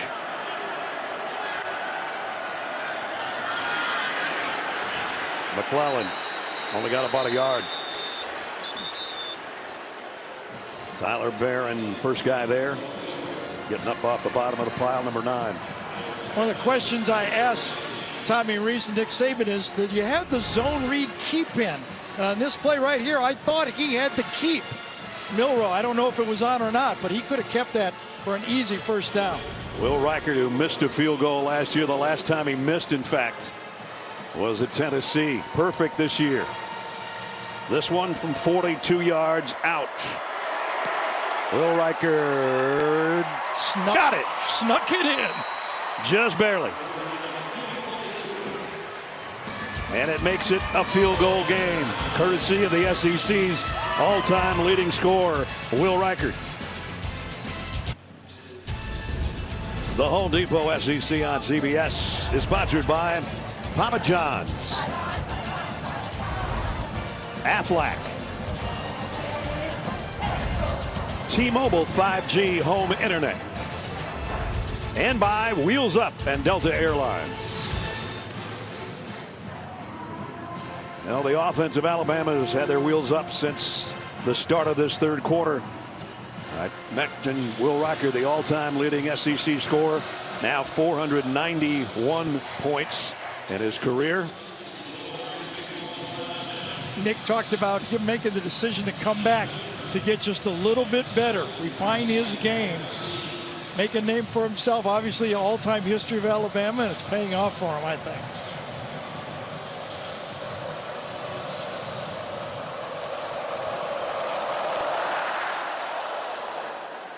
And the fair catch called for and taken in the end zone this time. Jenny, I know you talked to Will Reichard this week. I did. He said he's going to appreciate the record after this season, but his focus this week is setting the record straight against Tennessee. Guys, he prides himself in coming through in clutch moments. He has not stopped thinking about missing last year's 50-yard potential game-winning kick in this matchup. He said that it haunts him, and it's the one kick in his entire career he wishes he could have back. Also filled in as a punter for Burnip this year and did really well at that. He hasn't missed a field goal, hasn't missed an extra point. He went through all of 2020 season without a miss. So for the most part, I would say Mr. Dependable, with the exception of the one that haunts and that Jenny's talking about. Maybe he'll get a chance for a little payback on that one before this one's over. 8.5 to go, 3rd. Tennessee still leading by 3. Joe Milton, the quick look to the right, and now he's going down. Drop for a loss of 3. Alabama's first sack of the football game. Squeeze him, nowhere to go with the football. I thought he had a couple openings possible, but he wasn't looking the right way, and a first down sack. And now Milton takes off, and he's got a first down run. That's what I thought that Milroe could have used on that last play on 3rd down right here. Zone read keep. When would they start running the quarterback was a question I had, and so far they're doing it. That's about the 3rd time Caleb Downs has made the tackle on Milton in the secondary. The play fake and a deep one coming. Incomplete. Intended for Caleb Webb. And broken up by Kool-Aid McKinstry. One of the wide splits by the wide receivers allows the defensive back, McKinstry this time, the option of kind of pushing him further and further to the sideline. Kind of use the sideline as an extra defender. McKinstry, a little hand fighting going on. He maybe got the worst of that actually from the offensive player. Terrion Arnold, we understand, is in the locker room for Alabama, so that weakens their secondary. Jenny just told us that. And we got a guy down right now is Gerald Mincy, a left tackle. He's been fighting injuries this year too. Yeah. They've had kind of a makeshift offensive line really since training camp, switching guys around and trying to keep people healthy, which is something they were able to do last year on their offensive front. And Gary already talked about Cooper Mays missing the first 4 games of the season, so they're patchworking a little bit on the offensive line.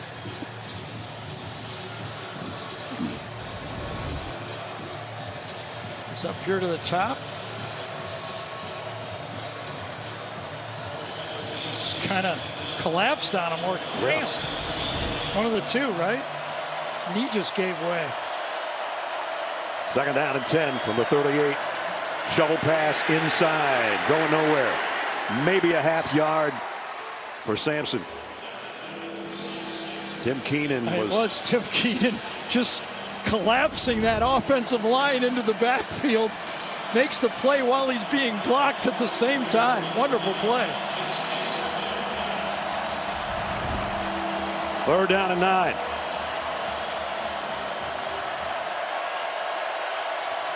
The heat's on Joe Milton right now. Just a 4-man rush. Milton fires, double catch, but it's not going to be a first down to Ramel Keaton. He had to tip it to himself there. Yeah, now what do? This game is Alabama's just scored 10 points on you. Come back, you got a short yardage 4th down play. They already went for one of these earlier and didn't get it. Yep, about 1.5 yards this time.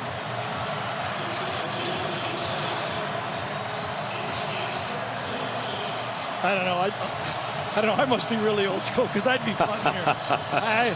I'm not giving them the ball on the 49-yard line if we don't make it. We didn't make the last one. Didn't make this one either. Alabama takes over as Sampson got nothing. Yeah, I don't. You're running right into the teeth of that 2-gap defense. Those big defensive tackles. Tried to go wide last time, didn't make it. This time it's stuffed up front. Wrap around from the outside. Shaheed Campbell with a great play. But up front, they stuff it. No one can get to the linebacker, and Campbell cleans it up. 2nd time today, Alabama's defense comes up with a 4th down stop. The offense has got it back in great field position in a moment. We're only a field goal difference here now, Zook. And with a 4th down stop, Alabama takes over in Tennessee territory at the Vols 47. Burton, the motion man. Jace McClellan had a big run to start the 3rd quarter. He's got another nice one here to the 40. Another drive starter. You know, Josh Heupel went for it on 4th down before, and his defense bailed him out with that interception in the end zone. He's counting on them to help him out again. Going to work our way under 6 minutes before the next snap here in the 3rd.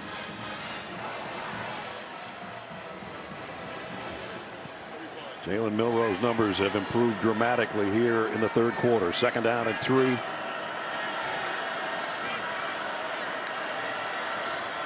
Milroe running to throw the pump fake. Now he's going to throw it to the sideline.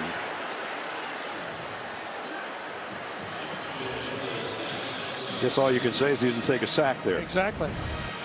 Probably could have ran out of bounds. The same thing. Nowhere to go with the football. Good coverage. Got pressure in his face and got it back to the line. He basically was at the line of scrimmage anyway, but just to make sure. Sometimes you lose kind of track of exactly where you are when you run out on those scrambles. Now, if they don't pick this first down up, it might be decision time for Nick Saban because they're kind of in no man's land right now as far as a field goal. 3rd down and 3. Milroe throws late. Got it to Burton. Wow. Burton inside the 20. still fighting his way to the 18-yard line. Watch this catch.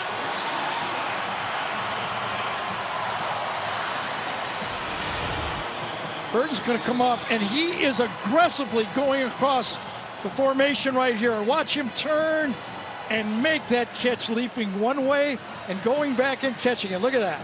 Nice play. Knows he's going to get hit. And got about 3 hits and then got up and shows the emotion he has for this game. He gets fired up, man. That's a 22-yard pickup. And now it's Milroe on the keeper. Jalen Milroe. A stiff arm and out of bounds just outside the 5. I think this is the last piece of the offense that Alabama has to add to their attack. Jalen Milroe, he wants to stay in the pocket and throw the ball, but I think you got to use his legs with more called runs like this.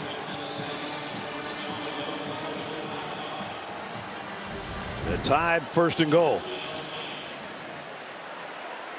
Trying to take the lead for the first time today.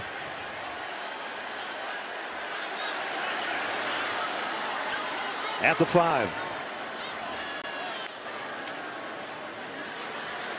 Jace McClellan heading to the corner. Touchdown, Alabama. They're in front for the first time.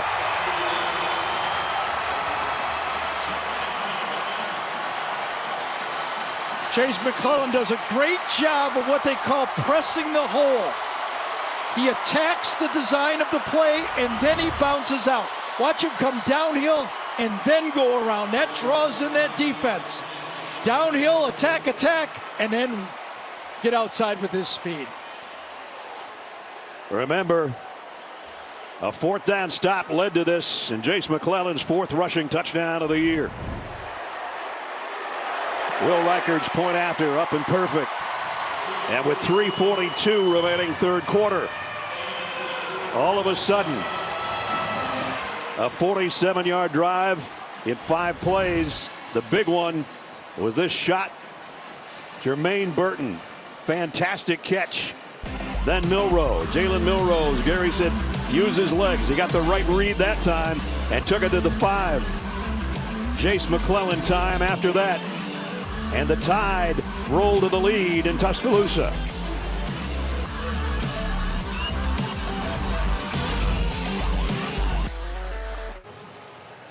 "17 unanswered points for the Crimson Tide, including the touchdown by Jace McClellan." Little salute to Dupree, number 81 at the end. Get a good block, allows McClellan to bounce it outside. And from our AT&T 5G pylon cam, Jace McClellan tiptoeing inside that pylon. And now with the first lead after being down by 13.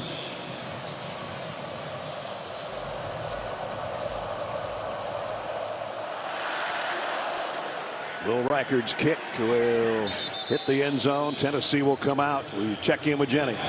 Alabama will be without corner Terrion Arnold for the rest of the game, guys. He's going to be hanging out on the sideline. It is an upper body injury, and he is done for the day. Jenny, thanks. Yes, Tommy Rees has emptied the playbook, I think, today. He's got everything going every which way, every motion he can use, keeping Tennessee off balance. How does Josh Heupel find now the offense that came so easy in the first half? What can he do to turn it around here in the second half? Not so much in the second half. 2 drives this half, 3 plays and a punt, then 6 plays and a turnover on downs. Squirrel White in motion. Milroe's going to throw it out to him. And Squirrel, a flag down, probably going to be a holding out there. There's 2 flags now. It was only a short pickup, but it looks like Tennessee's guilty out there on the edge. Ken Williamson will give us the call.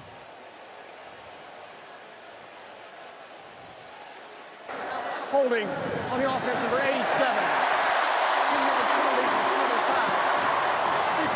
Jacob Warren with the holding, the tight end spot. Comes from inside out, and he tries to get outside of his man right there, and then at the last second you see him grab it on.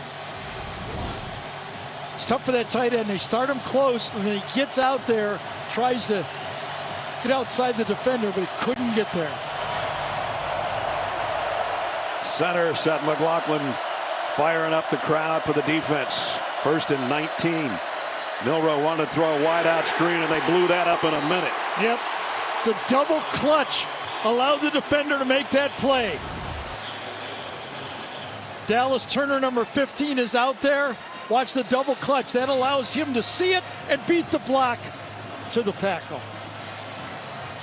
He sees the double clutch. Go, go, go. And he beats the block from inside out.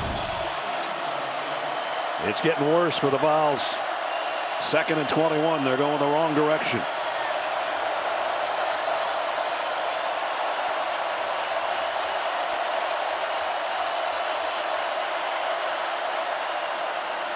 They'll keep it on the ground, play it safe to Jalen Wright. Boygby's saying I was held. Where's the flag? And a little pushing and shoving at the end. It's going to be 3rd and long. Well, how aggressive are you going to be? Joe Milton has had a good game, but 3rd and long from that end of the end zone right there is tough on that offensive line. They got to get all the way to the 35-yard line for a first down.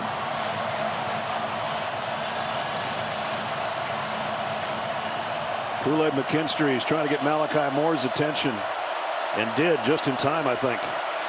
Milton has time, now running out of it. Crossing route, complete. Tight end's not going to get there. 4th down. Jacob Warren got all he could out of it, but not a first down. Good job by Kool-Aid McKinstry that time. He heard the signal or saw the signal because he was close to the sideline. But Malachi Moore didn't see it, and the late shift was good enough, and they got in the right coverage. Jackson Ross to punt. Kool-Aid McKinstry back deep. Fair caught one earlier, but then let it bounce, and it cost about 15 yards. Let's see what he does with this one. This one he backpedals and fields and goes down for a loss. Great coverage by Tennessee's punt team.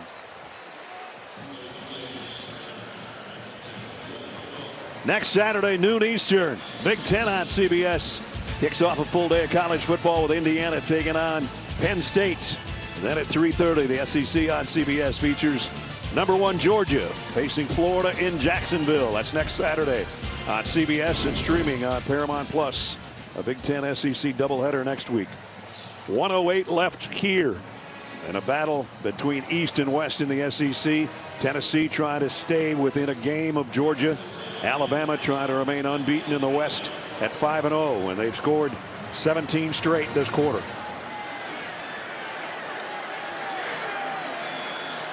From the 12-yard line.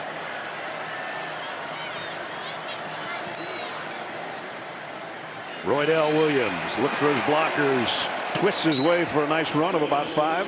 So I'll tell you, the first down plays for Alabama in this second half has been the keys to this offense. Remember in the first half, they weren't getting the line of scrimmage. Right.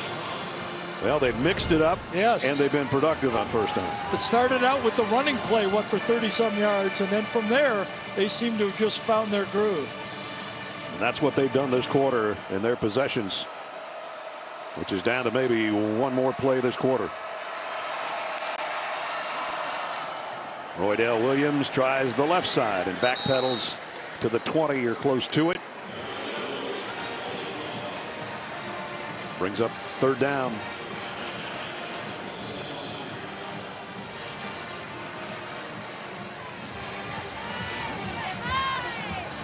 And let's see if Alabama just decides they will to let that clock run out. And everybody in Bryant-Denny Stadium will hold up 4 fingers for the 4th quarter. We played 3. The 3rd one was definitely Alabama's best. Come on, baby, light my fire. Somebody's going to fire up some stogies 15 minutes from now.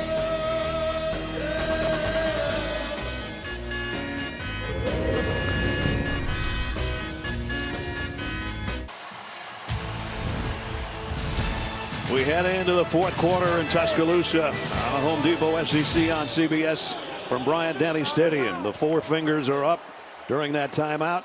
The 3rd quarter was definitely the Tides. And they start the 4th quarter with a 3rd down and 2.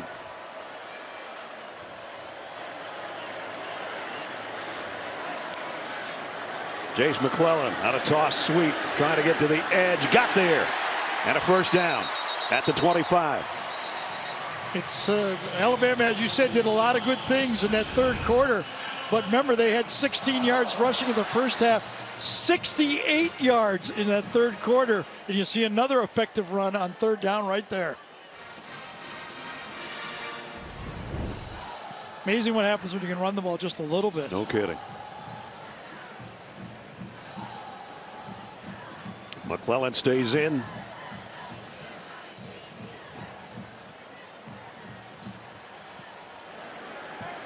Three receivers and Niblack the tight end. And it's Milroe with his wheels. Jalen Milroe looks like he might have a first down. I really think this is the key to this Alabama's offense, is springing it loose, getting the second runner in that backfield. They go one back almost all the time, but kind of like a la Jalen Hurts style, getting him in the running game is big. You said to Jalen yesterday in our meeting, you said, you know, wouldn't that be the additive for you if the running game with your legs comes around? And he looked at me and said, I'm not a running quarterback. He wanted to make that clear. He didn't. But I tell you, it's added a lot to this offense. No doubt. Here he is on first down. Plenty of time. Down the middle, too high for Niblack. Incomplete. We'd like to have brought that one down a little bit lower.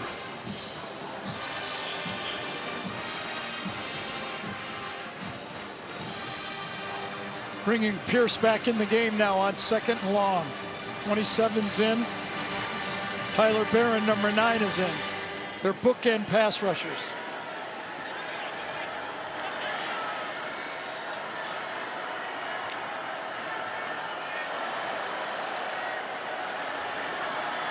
McClellan now shifts behind Milroe. And he'll get the carry. Not this time. Wasn't it? Elijah Herring just hit that full speed almost. McClellan got back to the line of scrimmage. That's it. Elijah Herring was kind of anticipating the snap. Watch him come into the frame from the left side and runs it down. That's third down and long.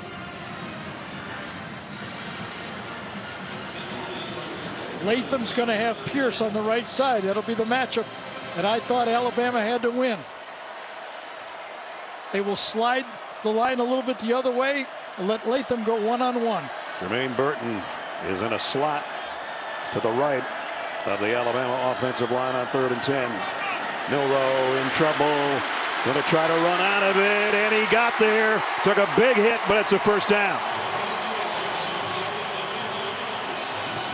Nice job. Latham and Roberts handled the stunt over to this side. Crisscross, they pick them both up, and that allows for the crease of Jalen Milroe to take it. And 15 yards on 3rd and 10. Big hit at the end of the run by 4 guys, but it's a first down at midfield. Extra tight ends in there. Low snap, but he got the handoff to McClellan, who got drilled after about a yard gain by Aaron Beasley. Who else? And again, the low snaps have been issues this year. You've got to take your eye off everything else that's going on when it doesn't just land in your hands. Yeah, and he's had one misfire when he snapped it too early, so that's the second one so far in the game.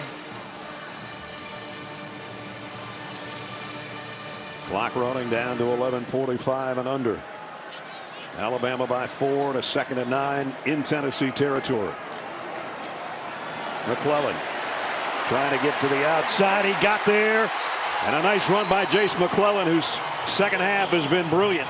Watch as he gets back to the line of scrimmage, and then he stutters. Watch him get to his spot inside, and then he goes stop, and then he goes. That takes that pursuit from inside out and gets the corner. Jace McClellan has a real feel on this play. Kind of pushes the hole, and then he has that speed to get around the corner. So he got it to the 37-yard line, a pickup of 11.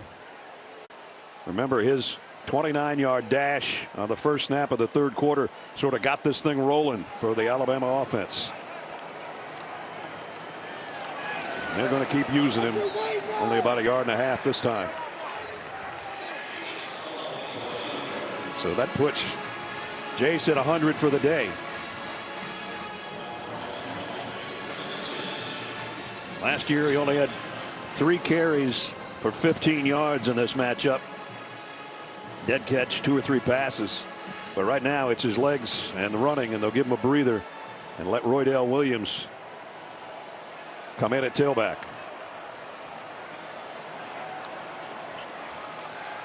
Milroe, quick snap of the throw, too Love wide. to have that one back. He had Burton too. He did. It's the second time the ball's hit the sideline before giving the receiver a chance to catch it inbounds. Got his best receiver down at the bottom of the screen, a bail technique. Got exactly what he wants. The ball sails on. So another third down. Here comes a blitz. Milroe. Another one. Incomplete, intended for Burton again, but there's a flag down. Did he grab him in the route? Just on the break. Let's peek at it as he comes in. Yep, just Got a little jersey. Just a bit of jersey.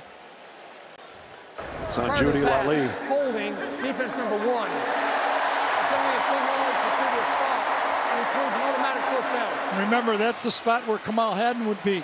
Went out with that injury that Jenny told you about, has not been back in. Both teams have lost a corner in this football game. A smile on Josh Heupel's face. The last time there was a penalty on a hold on Jacob Warren, the tight end, he had that same look on his face as if to say that was kind of ticky-tacky. But it's a penalty, and it's a first down at the 25. They're in Will Reichert field goal range right now.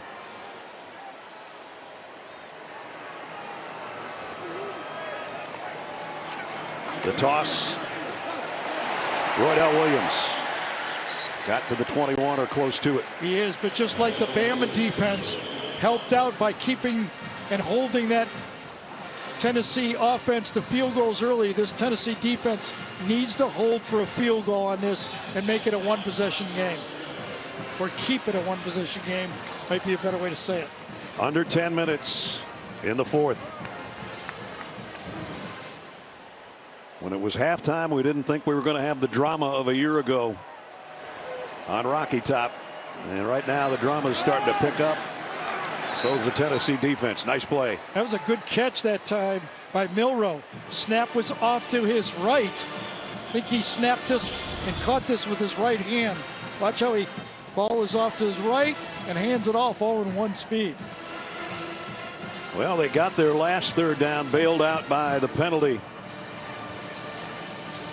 on Judy Lally. Right Here's now, another third down. Yeah, right now the decision for Alabama, Tommy Rees, Nick Saban talking to Tommy. We're in field goal. That makes it a 7-point game. We don't want to give this ball away here. Third down at 7. Milroe again has to handle a snap. Look out from behind. Down he goes. That was exactly what they didn't want. It'll still be about a 50-yard field goal here. Joshua Josephs from the backside, and Milroe never felt him coming. That's why I was thinking they might play it safer in field goal range. Here's the blitz right from the outside, follows them in, and then gets right. That had to be a bust by that Alabama offensive line because that was not a clean blitz. Either the tackle didn't turn out or the guard didn't pop out. Remember, Jenny said Will Reichert's been thinking about that miss last year, all year, from 50. Up and got it.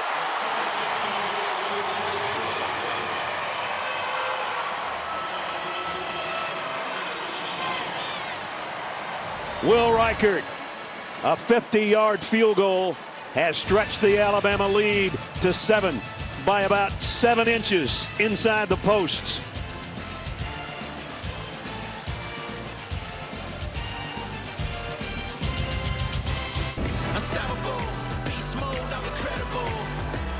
Long to the end zone. Did he get it? Touchdown. Milroe lost the ball, and Tennessee's got it. All right. Did Alabama ever need that? Fires for the end zone, looking for Burton, and it's knocked away and intercepted. Tipped in the end zone and intercepted by Tennessee. They keep trying the ground game. This time it works. Lays it out there, and he's got Bond. Isaiah Bond. Touchdown. Our IHG Hotel and Resorts game recap. Quite a second half for Alabama. They've turned things around. They've scored 20 points unanswered in the second half. Jalen Milroe has warmed things up, and we welcome you back with a little over 8 minutes to go. In regulation, anyway. We didn't think we were going to have this kind of drama earlier, and now it looks like we have it, partner. Seen so many of these great football games, and not surprised we're getting another. Remember early it was 29-10 Tennessee's in plays. Well, it's 58-57. Alabama has come back to within one play. They've turned this game around. Nick Saban told Jenny Dell, I think we're going to find a way to get it rolling. They've got it rolling, and now after the 50-yard field goal, they've got a touchdown lead, and Reichard nails it into the end zone. Tennessee will bring it out to the 25. On Tuesday, November 14th, the NCIS franchise is going down under for the very first time. Two teams of highly trained misfits will come together to defuse naval crimes in the most contested patch of ocean on the planet. NCIS Sydney, new series, Tuesday, November 14th on CBS. Joe Milton and the Volunteer offense looking for some points this half. And now they trail by 7.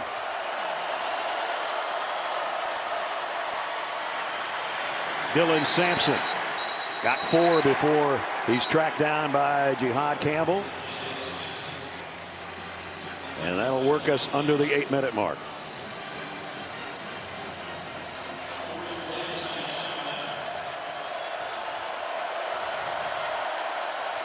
Quick throw at the flat, same guy. Sampson trying to make some people miss, and he does enough to pick up the first down. Took the wide splits, tougher for those linebackers to get out there. One key block. Malachi gets blocked outside, and then a forward play. They need every yard they can get right now. Milton, backside pressure, down he goes, the ball is out. It's going to be scooped, and it might be a score. It is. Campbell, touchdown, Alabama.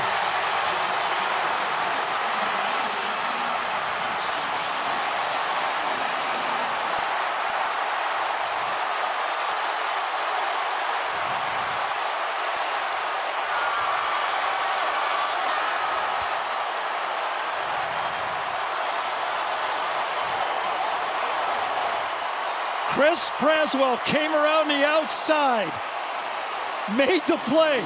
Thought he had a touchdown 2 weeks ago on the blocked field goal. This time, the sack fumble got one for the team. Campbell with 2 big plays in the last couple of minutes.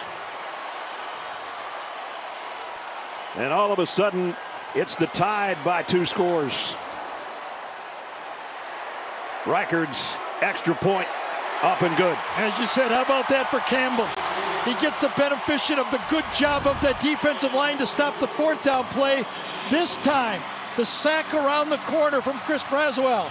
He scoops it, and he scores.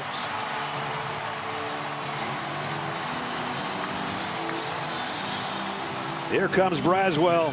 Milton couldn't feel him coming, waited too long. The forced fumble. And then the fumble the other way for 6 by Campbell. Alabama by 14. The Home Depot SEC on CBS is sponsored by Invesco QQQ. Sonic. Wagoneer. And by State Farm. Almost can't hear myself over the crowd. Don't forget, though, before we're done, it's a play of the game presented by Jersey Mike Subs. That guy might be involved. That's at least a nominee right there, don't you think? Yep. Tennessee has now seen Alabama score 27 straight points. As we take a look at our Ford game changer, it was the offense. Yeah, a little bit of everything. Started out with a running play and then a nice design play by the Alabama coaching staff gets Isaiah Bond wide open. The crossing route to Jermaine Burton hanging in there nice, and then dialing up the quarterback to get it near the goal line. And Jace McCullen takes it in from there. A little bit of everything for this Alabama offense in the second half. And now the pressure definitely on Tennessee's offense, which was so proficient in the first half, and Joe Milton. But they haven't scored here in the second half, and they need some in a hurry. That didn't start it well. When you say proficient, you're right. They had 275 yards in the first half, 46 so far in the second half. This Alabama defense has just tuned it up. 2nd and 9. Milton pressured, loads it, and lets it fly out of bounds. One of the things that the defensive backs for Alabama had been schooled all week is the guy can throw the ball 80 yards. Do not give up on your coverage. If he runs the ball, if the receiver goes 70 yards, you stay with him stride for stride. And now the defense will pin their ears back here, and the crowd will try to help them. 3rd down and 9.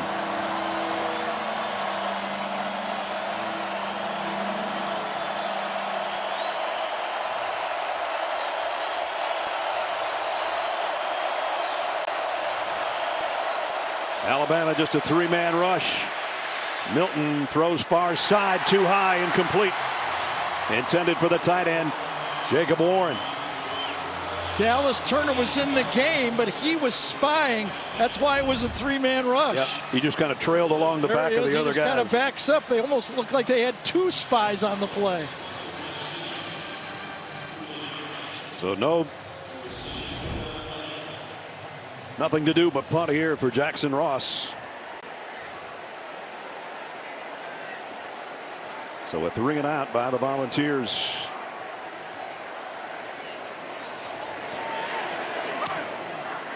He's been an effective punter, hasn't he? Yeah, he has. McKinstry, and again, he let the fair catch go, didn't make the catch, and is going to roll all the way down around the 1-yard line. Well, that's how this game in the second half got jump started for Alabama when the kickoff went down to the 3. Now a punt goes to the 1, and Nick is not happy with him not catching this ball. That's a 73-yard punt as McKinstry got out of the way, and it's dropped down at the 1-yard line.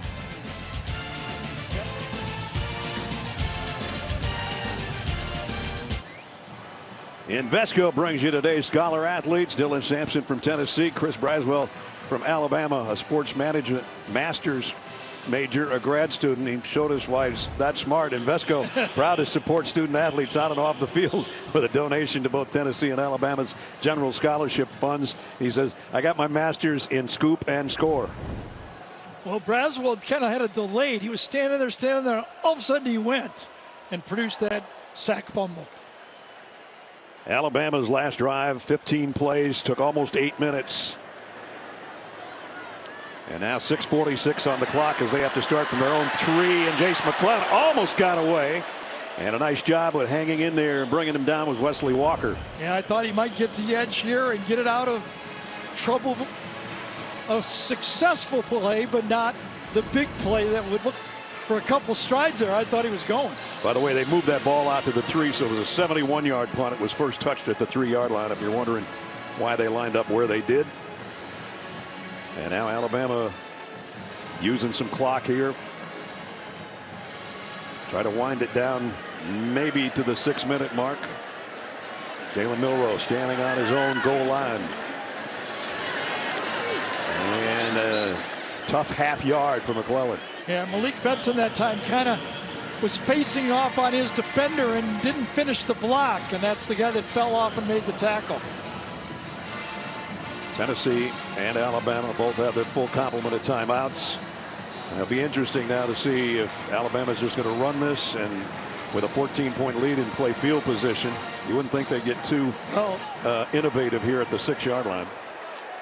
I mean, I would think about play action and keeping it like that run down to the 3-yard line, quarterback run here. 3rd down and 7.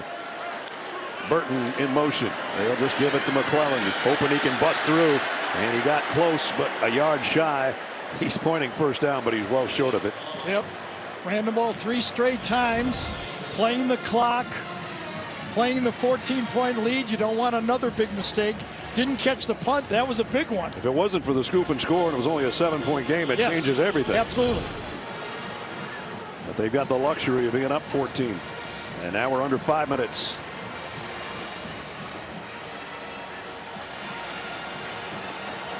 Amari Thomas is down on the field. Very interesting injury there because Tennessee was not ready for this punt return. They only had 5 people on the field. And Alabama had the regular offense out there, at least to maybe try to draw them off sides. Exactly. So this will halt everything right now with a 4th and 1 coming up.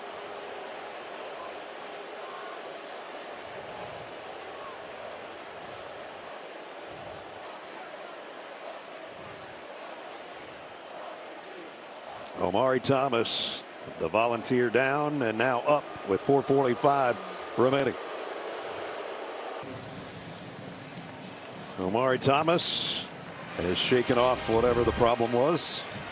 He's right here. He's going off. He looks back. He looks back to the bench, and he knows they're in trouble. And then it's his knee or shoulder. He's not sure. Everything hurts. Everything hurts. So now it's 4th down and 1. The other part of this is the clock was down to 8. They're going to run.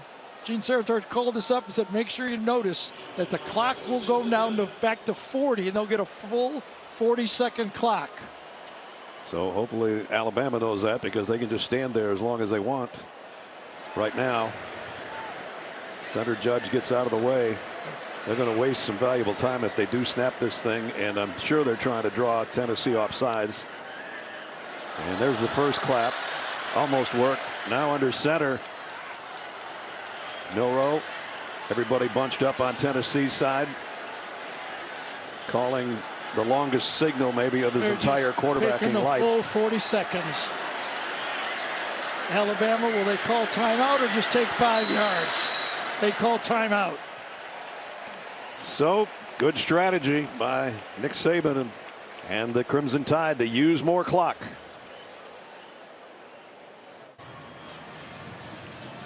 Still to come, Adam, Rick, and BJ will put this one in perspective for you and present the day's best highlights on the U.S. Army postgame show.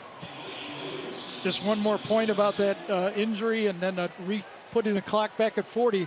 That ended up being from 3rd down to 4th down, 32 seconds down to 8, then 40 seconds, 72 seconds off the clock before they're going to punt the ball.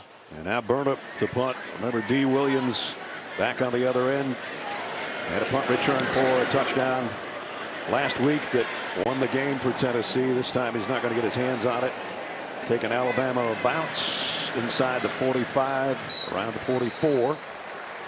And again, Tennessee has all their timeouts, 3:53 to work. Tomorrow night, 7 Eastern on CBS Sports Network. Gear up for some play on the pitch as the Challenge Cup winners, North Carolina Courage, takes on Gotham FC in this year's NWSL quarterfinal. See who moves on to the semis and one step closer to being crowned a champion. Second half possessions, not anything like the first half for Tennessee. They've been held scoreless.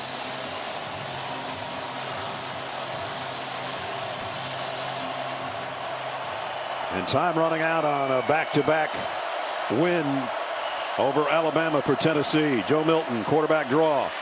And Milton, he got tripped up, or he might still be going. Absolutely. One thing you can't have if you're Alabama is a quick touchdown. Deontay Lawson saved one right there. Quarterback draw, good call, and Lawson just the shoe tops. Milton fires near side, broken up, incomplete. Nice play by Trey Amos. Amos in the game for Terrion Arnold, not in the game. Remember, number 3 would be normally there. They've had down to the backup corner, and he makes the play.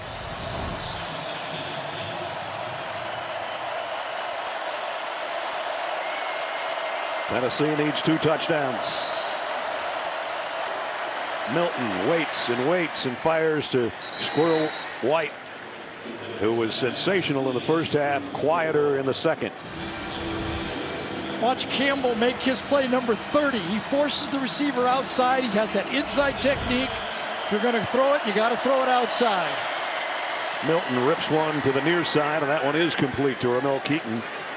At a first down. Clock will still run. A year ago, it would stop.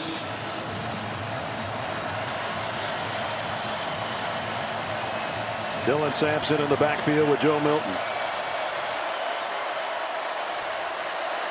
He's going to run a quarterback draw again, and Milton again with a big opening and dives forward inside the 15-yard line. You know, I've been wondering where this has been all year for Tennessee. They're using it effectively. Will it be enough? An 18-yard gain. Now Milton to the corner of the end zone. Incomplete. McKinstry was covering over there on Caleb Webb. Watch McKinstry smartly use that sideline. They line up wide, and he pushes them wide, top of the screen. He knows where his help is, never even turns around, never panics.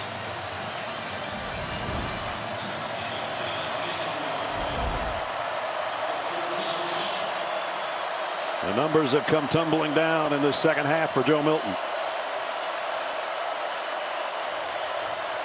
He still had a good day, but they need more than good right now here in the red zone. Squirrel White's the slot man to the top of your screen, and flags fly. First illegal procedure penalty. First pre-snap penalty by the Tennessee offense. 66. 5-yard penalty. Second down. Dane Davis is the guy that jumped. The clock was running way down. He could almost feel it out there.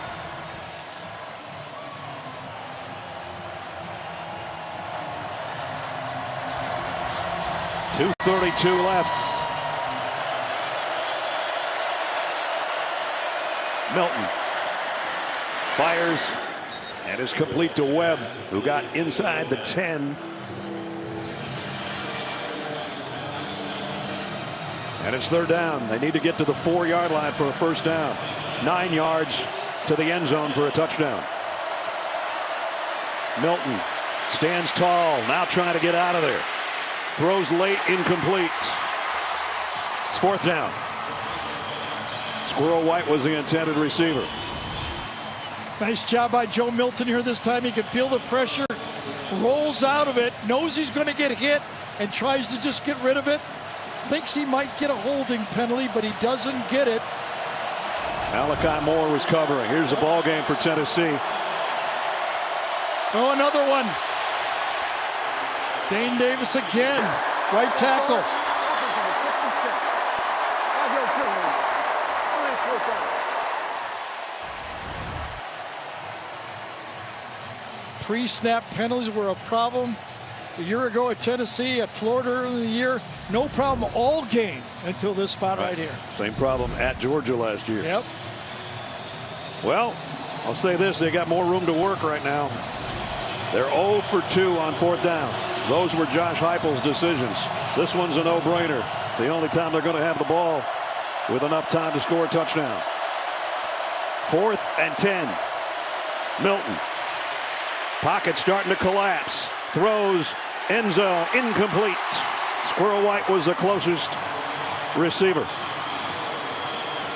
So Alabama has given up some yards, but in the red zone, they have been effective all game. 3 times in there, and now a 4th time on fourth down, they get another stop.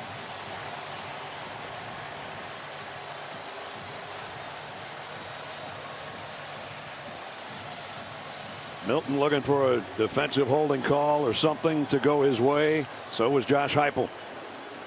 Yeah, Josh was a couple calls. He's going, we can't get a call. Were they grabbing us?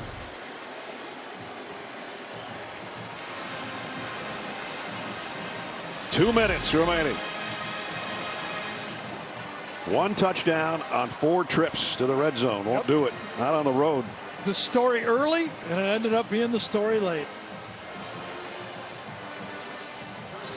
Well, I know I've got a better nose for things like this, but I can already smell the smoke. You can already. Well, you got 3 timeouts left still. I know. There's a lot of ball left. Okay. McClellan. One of those timeouts will come right now. But you are right. I do smell the smoke. Uh-huh. There they go.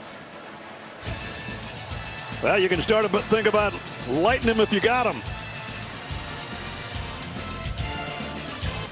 Gary, a lot of struggles for this guy in the first half, not so much second half. That's where he started out strong with the running game, and then he got the passing game going. And I thought Tommy Rees had a great second half calling the plays. Remember, they went to Burton when they need him, and they went to the running game when they needed. And then early in the game, remember that beautiful formation with the switch release for the touchdown. Jalen Milroe, a little bit of everything today, and I think a wide open called play game by Tommy Rees. Second down and 7. Tennessee down to 2 timeouts.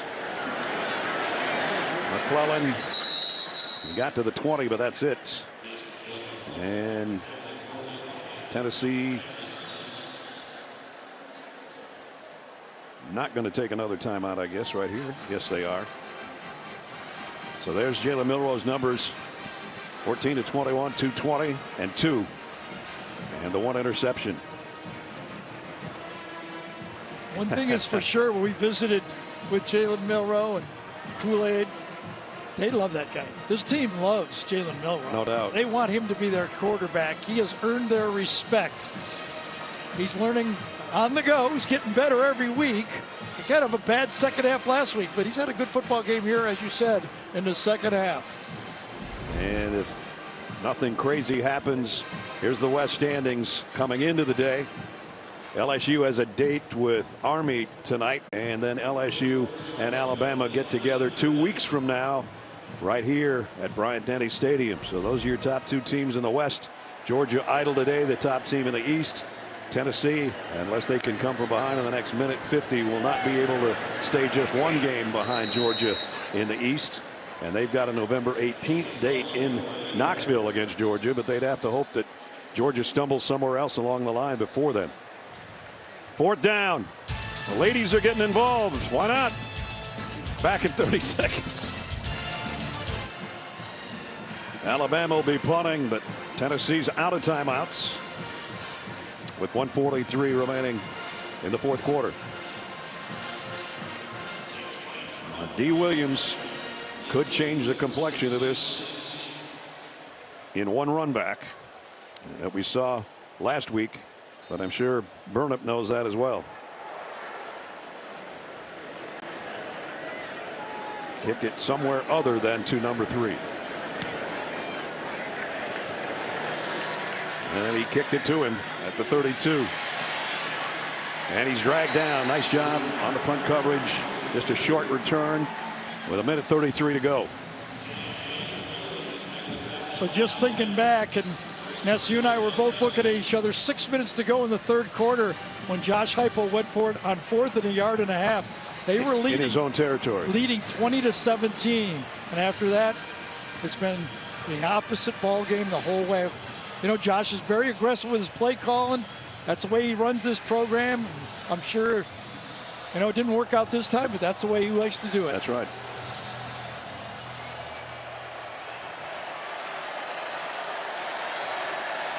From the 37, Milton on a little cross. Jalen Wright just gets what he can.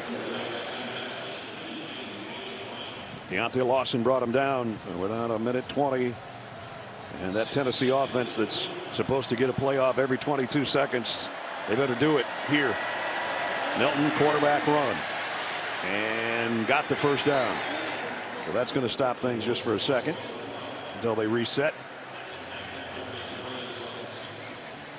Joe Milton's going to have some sore shoulders from some of his runs sure today. Has. He hasn't slid today, has he? Now the clock will start from the 48. Milton again has to throw short. Umpire took a tough hit there. That might stop play. That's a tough one. Got run right over. Linebacker trying to adjust to the throw. Watch him go right through the linebacker after the catch. Oh. Well, he's back up, and so's the Tennessee offense, but Milton's going the wrong direction. Down he goes, way back inside the 40. Dallas Turner. Chris Braswell flushes him towards his partner on the other side, and Turner makes the play. Watch it, 41 from the right side, puts pressure on, so he spins back the other way, right to number 15. 3rd and 19.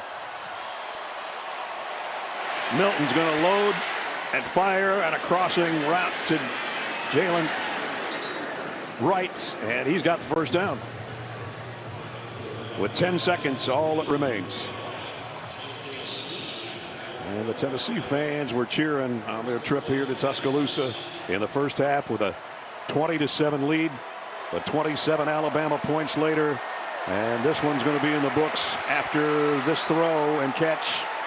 And that'll do it.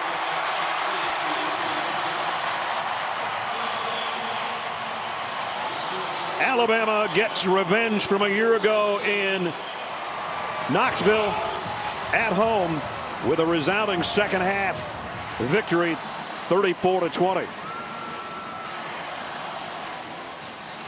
Again, you beat Nick Saban once. It's almost impossible to do it 2 times in a row. Josh Heupel unable to, as so many before him has had the same result. Such a great start for Tennessee. But remember, we thought those first field goals would come back and haunt them. Yep. I think it really did. Sure did. But for Alabama, the only blemish was out of conference, remember, to Texas right here. Nick Saban, another win. Jenny's with him.